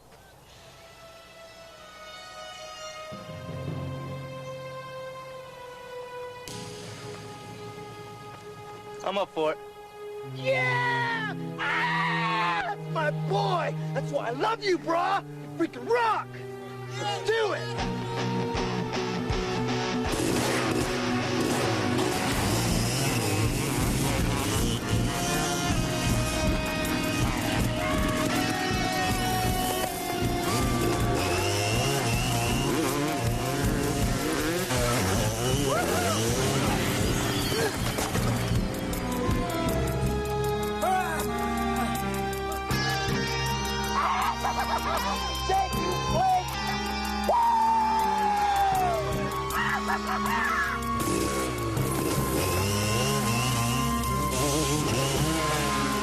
He's really gonna do it, isn't he? Please, God, let me get this shot. Is that shot really worth the risk, Kyle? It's his choice. Probably couldn't stop him even if I wanted to. Don't worry, Doc. This is gonna be awesome. But I'm afraid of.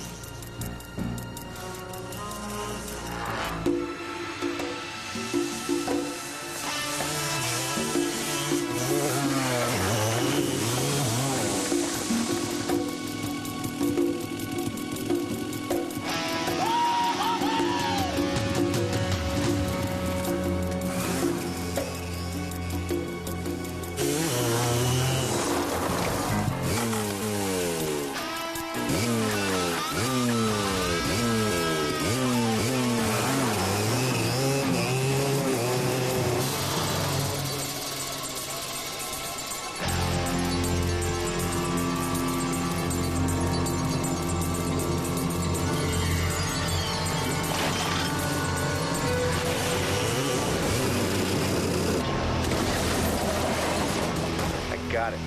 My God, I got it. Call an ambulance, now! Please!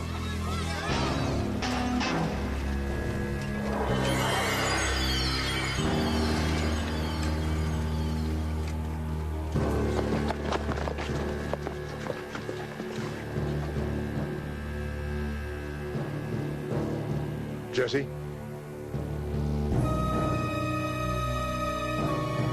His neck is broken. He's dead.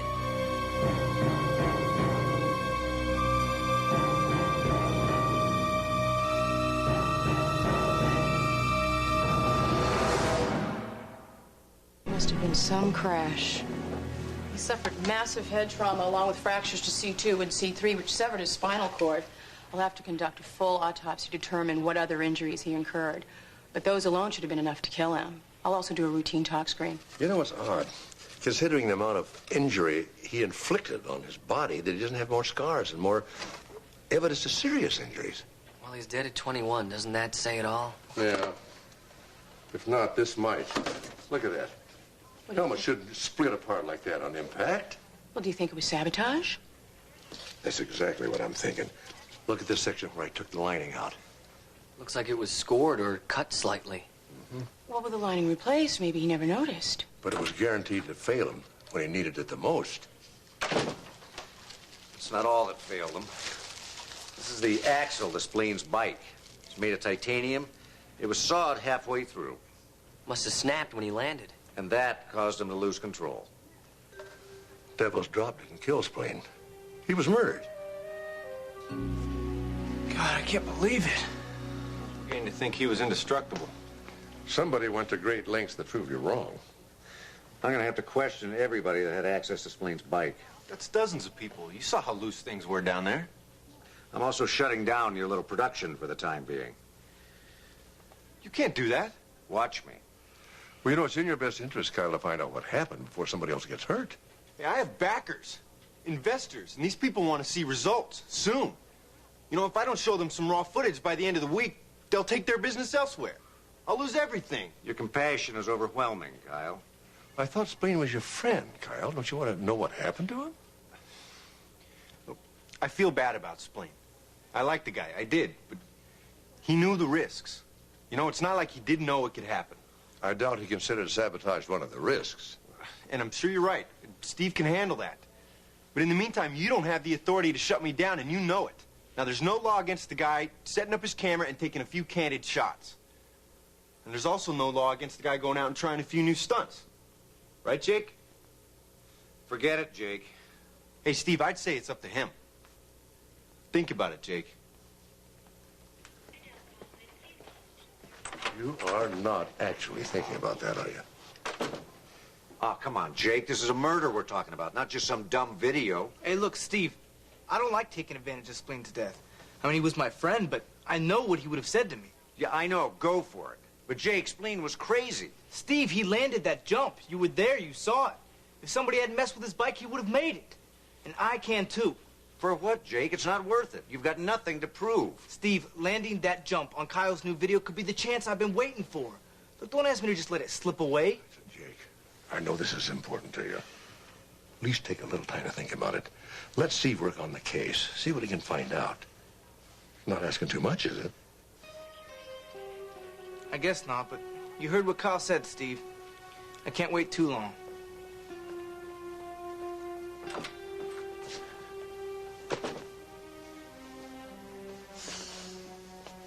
Well, I guess that's something. Do I want to know what you're thinking? Probably not. I wish I weren't thinking it. Go ahead. Spleen's death gave Jake his first big chance. Jake's the only one who ever worked on Spleen's bike. I hate to say it, but it sounds like opportunity and motive to me. You're right. I don't want to hear it. Especially since you've got a point.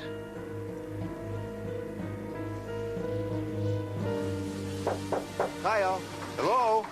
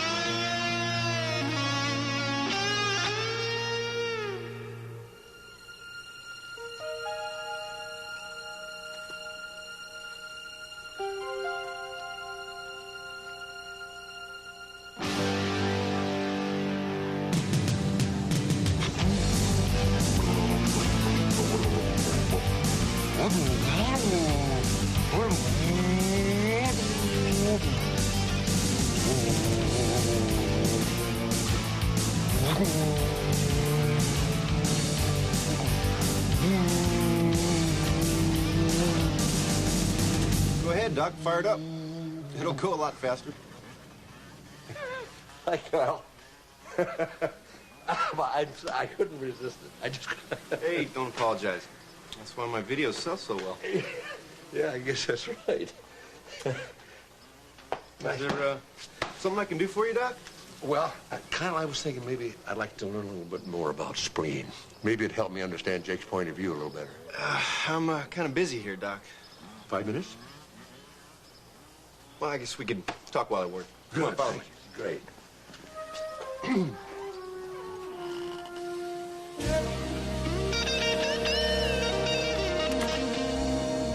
Look at this. Wow, this must eat up the memory, huh? You into computers, Doc? Oh, I mess around with them a little bit. Virtual diagnoses, the web, internet, you know, that kind of thing. But it's just a hobby with me. Practically got a movie studio in here. Sound, editing, computer animation, you got it all. Oh, this is incredible. If I could ride a bike like Spleen, I'd be totally self-sufficient. But unfortunately, I don't do my own stunts. Check this out. I call this one Getting Spleen.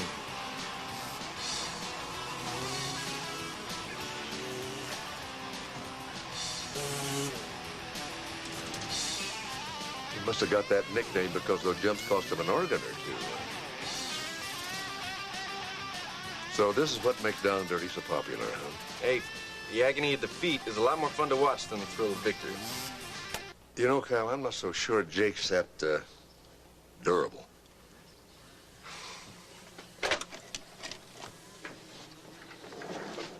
Doc, I'm not going to tell Jake not to do that jump. I'm sure it would help me out a lot, but fact is, it's his choice. I know. You know, I learned a long, long time ago that if you want somebody to ignore their common sense, just tell them to use it. You talking about Jake or Steve? Oh, both of them. Look, don't worry about Jake. He's a good kid. No one's going to sabotage his gear. Somebody sure did have it in for Spleen, though, didn't they? I don't know. Spleen was Spleen. You know, after Down and Dirty came out, I heard all this talk about rights and releases and contracts. Spleen, all he wanted to do was ride. I guess a lot of people hated him just for that. I gotta admit, he's fun to watch. Sure was one of a kind, wasn't he? Even when he did crash. Tell you what, Doc. Souvenir.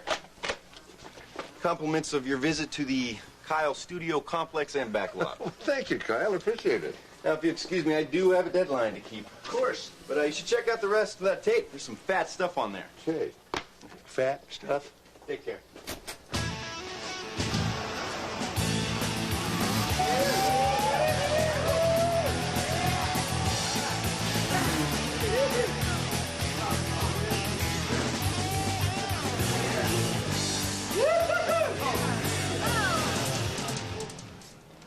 All right, listen, guys. I just wanted to say how glad I am that we were all able to put aside our differences to pay tribute to our friend, who was, without a doubt, the greatest extreme rider any of us ever knew. So let's raise a glass to the great Spleen, Internal Bleeding Elmore. Spleen! And I'd also like to announce that I'm dedicating the sequel to Down and Dirty, the video that made him famous, to Spleen's memory. Gee, what a surprise, Kyle. And how do you plan to do that? Wait, don't tell me. You're gonna use the crash that killed him in Down and Dirty too, aren't you? Only as a tribute. Oh, Man. please, Kyle. Who do you think you're kidding? Cashing in on your friend's death? It's murder. This has got to be a new low, even for you. Wait a minute. Kyle's right. You all knew Spleen, and you all know damn well this is exactly what he'd want. Do you really think he'd want the most radical jump he ever did wasted? That he wouldn't want people to see it, remember him by it? No. I knew Spleen better than anybody. I loved him. And I know this is what he'd want. And she's right. And Spleen would want to know that his last awesome jump helped make Down and Dirty 2 the most successful video ever. And you guys can too. I've still got a few days left. Now we can do this for Spleen. Now you guys don't want to miss out on that chance, do you? Thanks, but no thanks, Kyle. I think we're gonna stay here and take our chances with Casey. Hey, you still got me, Kyle. I'm ready when you are.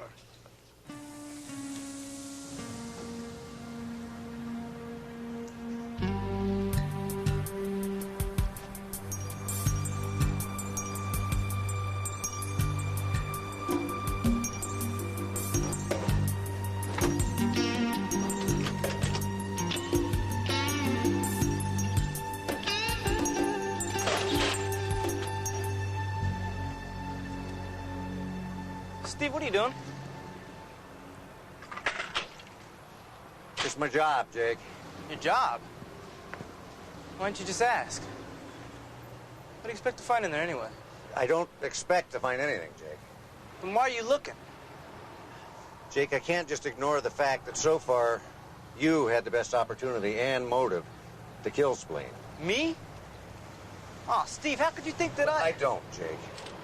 But I still had to check. You know that. I hope you understand. You know what, Steve? I don't have anything to hide from you. You want to check? Go ahead. Check. Jake.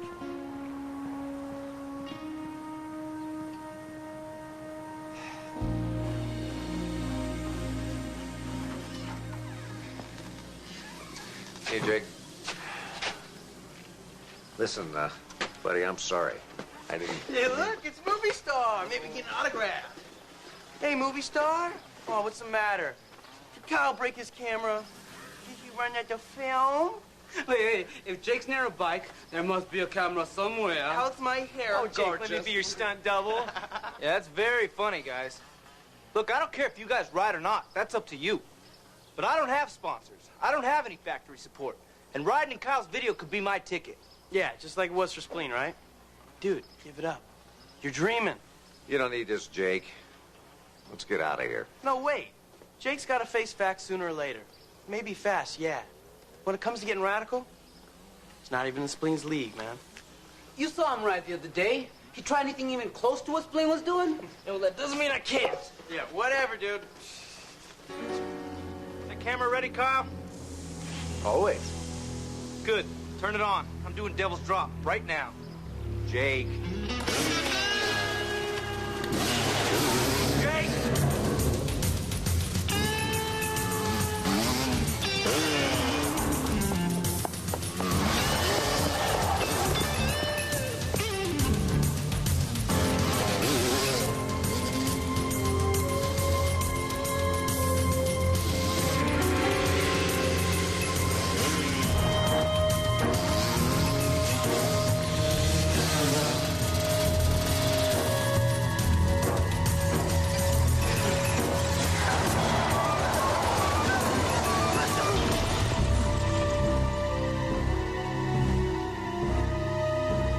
Get an ambulance, Kyle!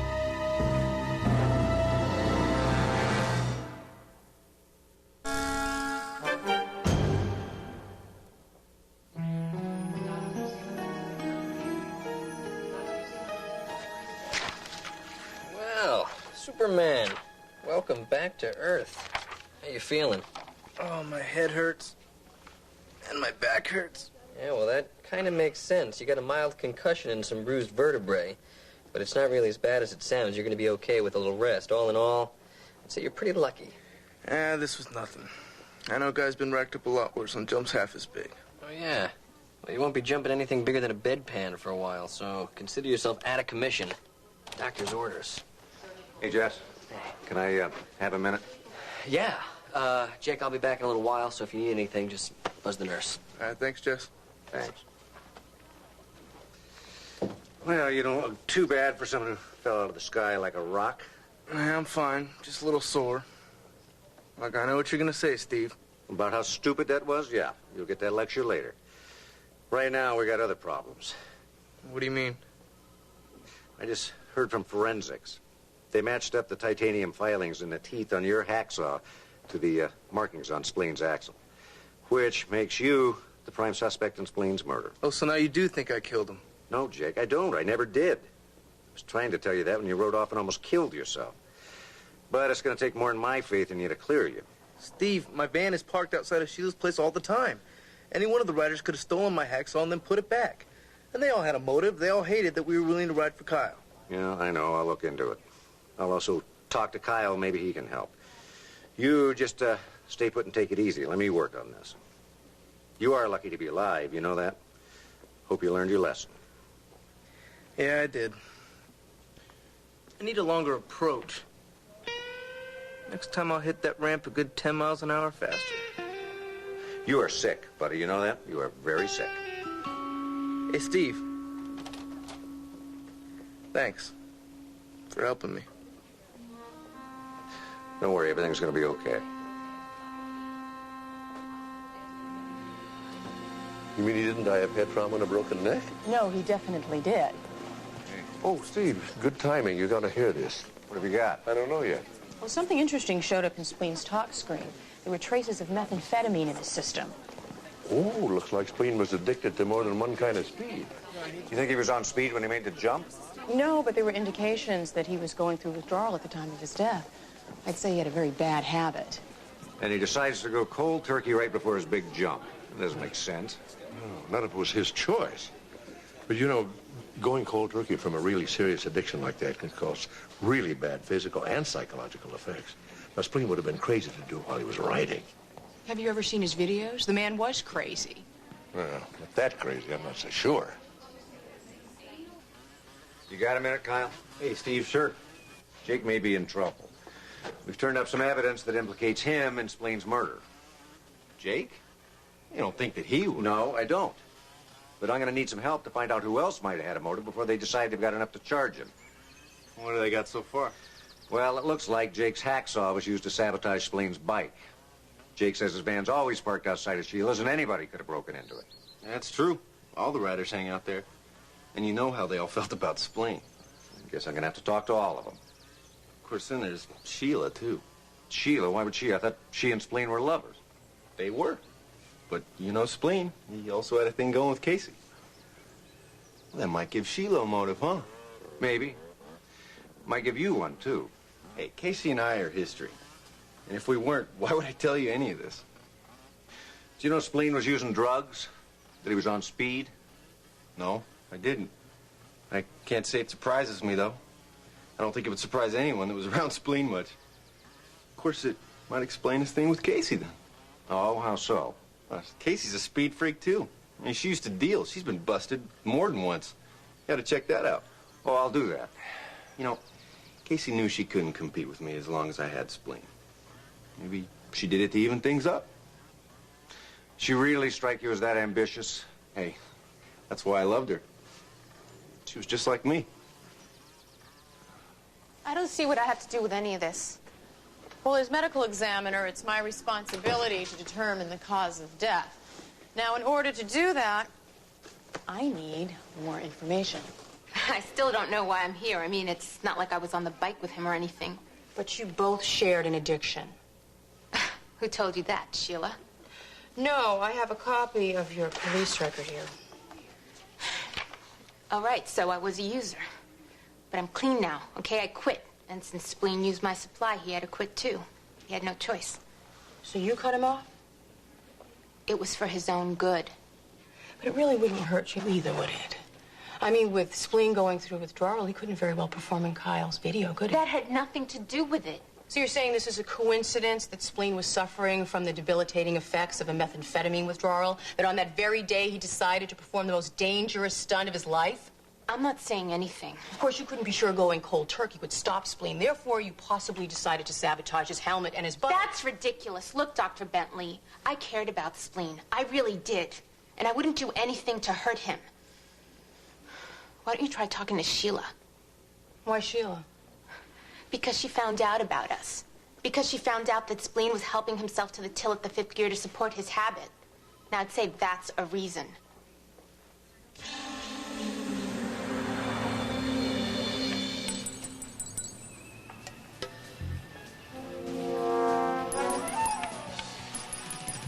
Sheila?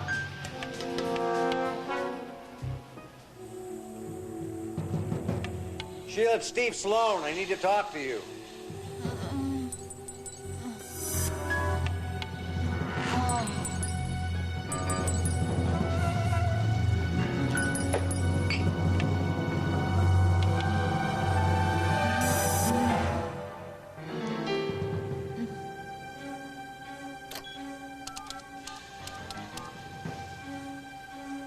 Get Sloan here. I need an ambulance right away at the 5th Gear Bar and Grill on Central. Right.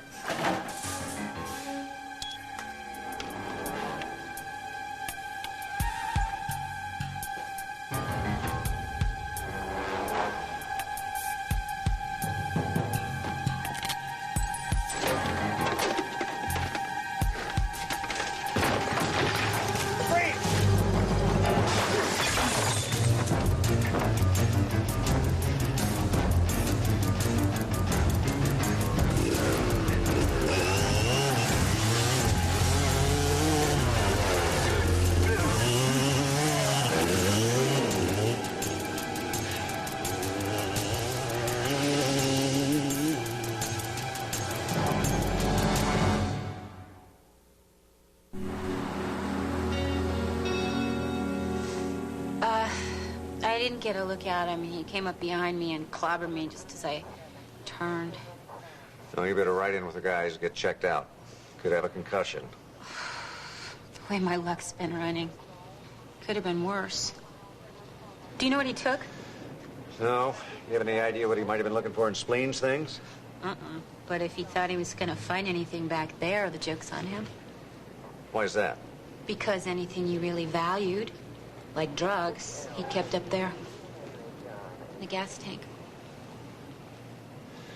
Listen, Sheila, I'm going to have to ask you a few questions about Spleen. It may not be too pleasant for you, but Jake Hallman could be in real trouble, and I need help. Well, then I'll help you.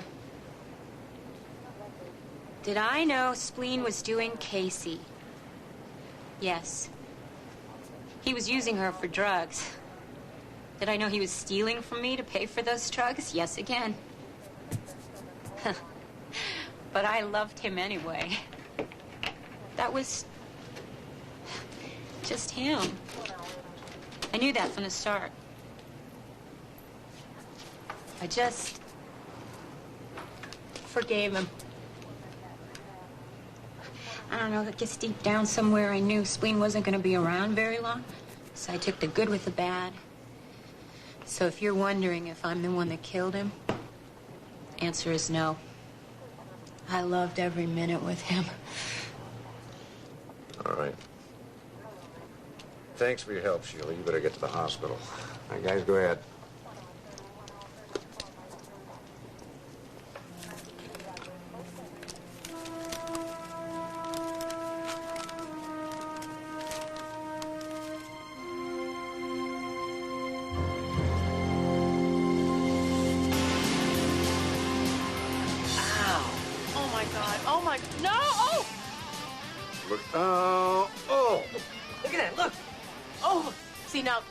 Now that's a double fracture of the fibula right there. It's a femur, I'd say.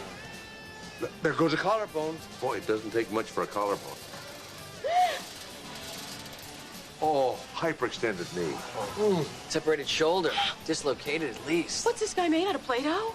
Like Jell-O at this point. Now you know why they call him Spleen.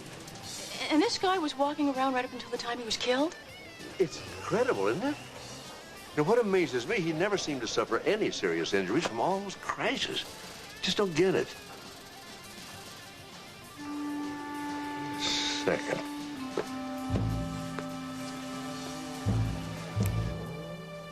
What is it, Mark? What do you see? Well, I'm not quite sure. But it's in there. I know it is.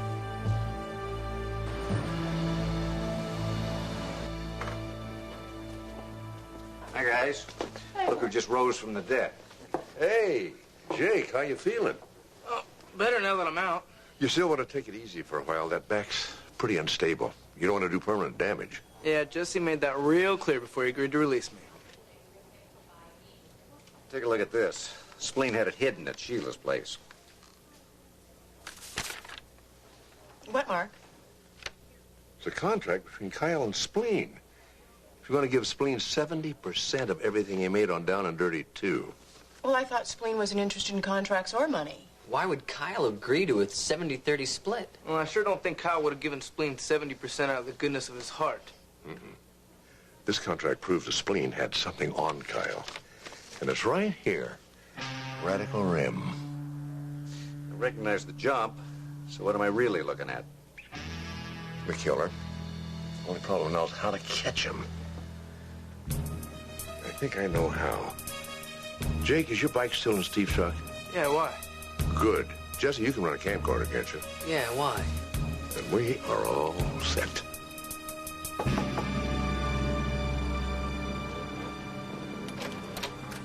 Hi, Kyle. Have I got just a minute? Sloan.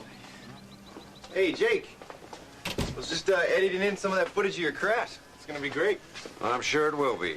You know, my editing equipment isn't as good as yours, but then I don't have your financial backing. Can we make this quick, Doc? I was so inspired when I was here the other day, Kyle, that I made a video of my own. You did. Congratulations. Yeah, I'd really appreciate it if you give me some feedback on how good it is. Just take a minute, Kyle. Hey, you should check it out, Kyle. It's pretty cool. Okay, let's have a look.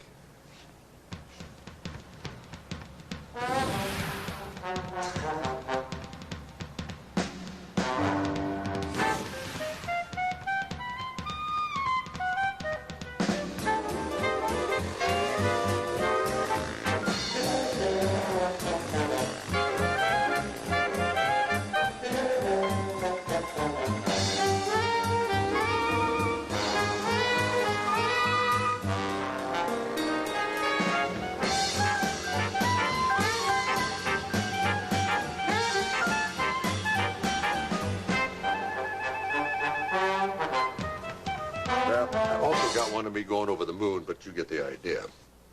That's pretty clever, Doc. You throw an Evel Knievel and you got a winner there. I think they call it computer enhancement. You take two shots that don't belong together, put them together, you got a whole new shot. I know about computer enhancement, Doc. Well, of course you do. Truth is, yours is pretty rough. Doesn't look very realistic. Well, it'd be a lot better in the hands of a professional, you know, with top-flight equipment. Somebody like you. Sorry, I'm all booked up. You know, Spleen should have got his nickname from organs he lost, but he didn't. The fact is, he was in pretty good shape. That's because those pictures that looked impossible were, Kyle. They were digitally enhanced. And Spleen found out, didn't he? That's why you gave him a 70-30 contract. This contract. Thanks, I have a copy. But this is what you were after when you broke into Sheila's. Hey, Spleen was a star, and he was worth every percentage point. And all the shots in those videos are, as my publicist would put it, bone-crunchingly real. You know, Kyle, I would believe you, except you made one little mistake. Now, these are some stills I made directly from your video. Now, this is Spleen going off Radical Rim. Now, if you notice that the sun is coming from the southwest, but the shadow on his helmet there, coming from the northeast. Not very realistic, Kyle. Where's Evel Knievel when you really need him? Yeah. My friend died trying to outdo some stunt you faked. Hell, you could have killed me too, you son of a...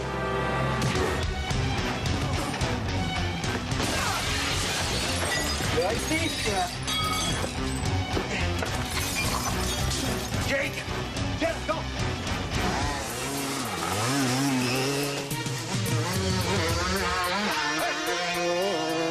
Jake, don't! You're back! Jake! That son of a... If he crashes...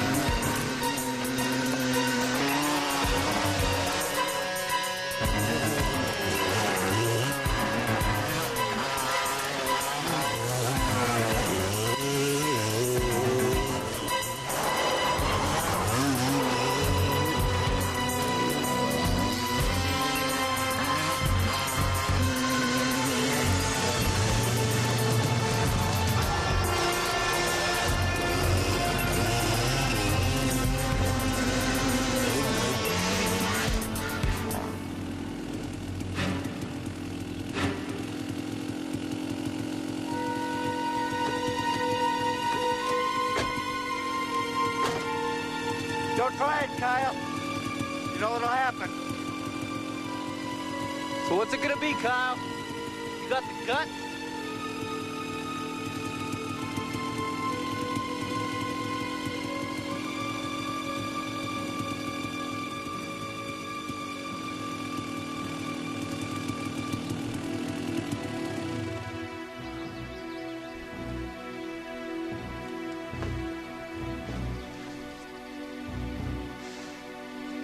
Sorry to disappoint you, Jake.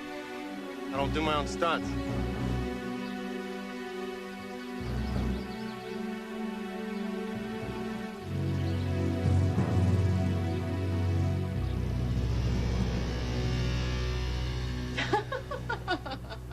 Okay, now where do you guys see this? Well, what are you guys watching? Oh, just the most radical video of the year. Shot it myself with the new spleen. Oh? Who's the new spleen? Yeah, you'll see.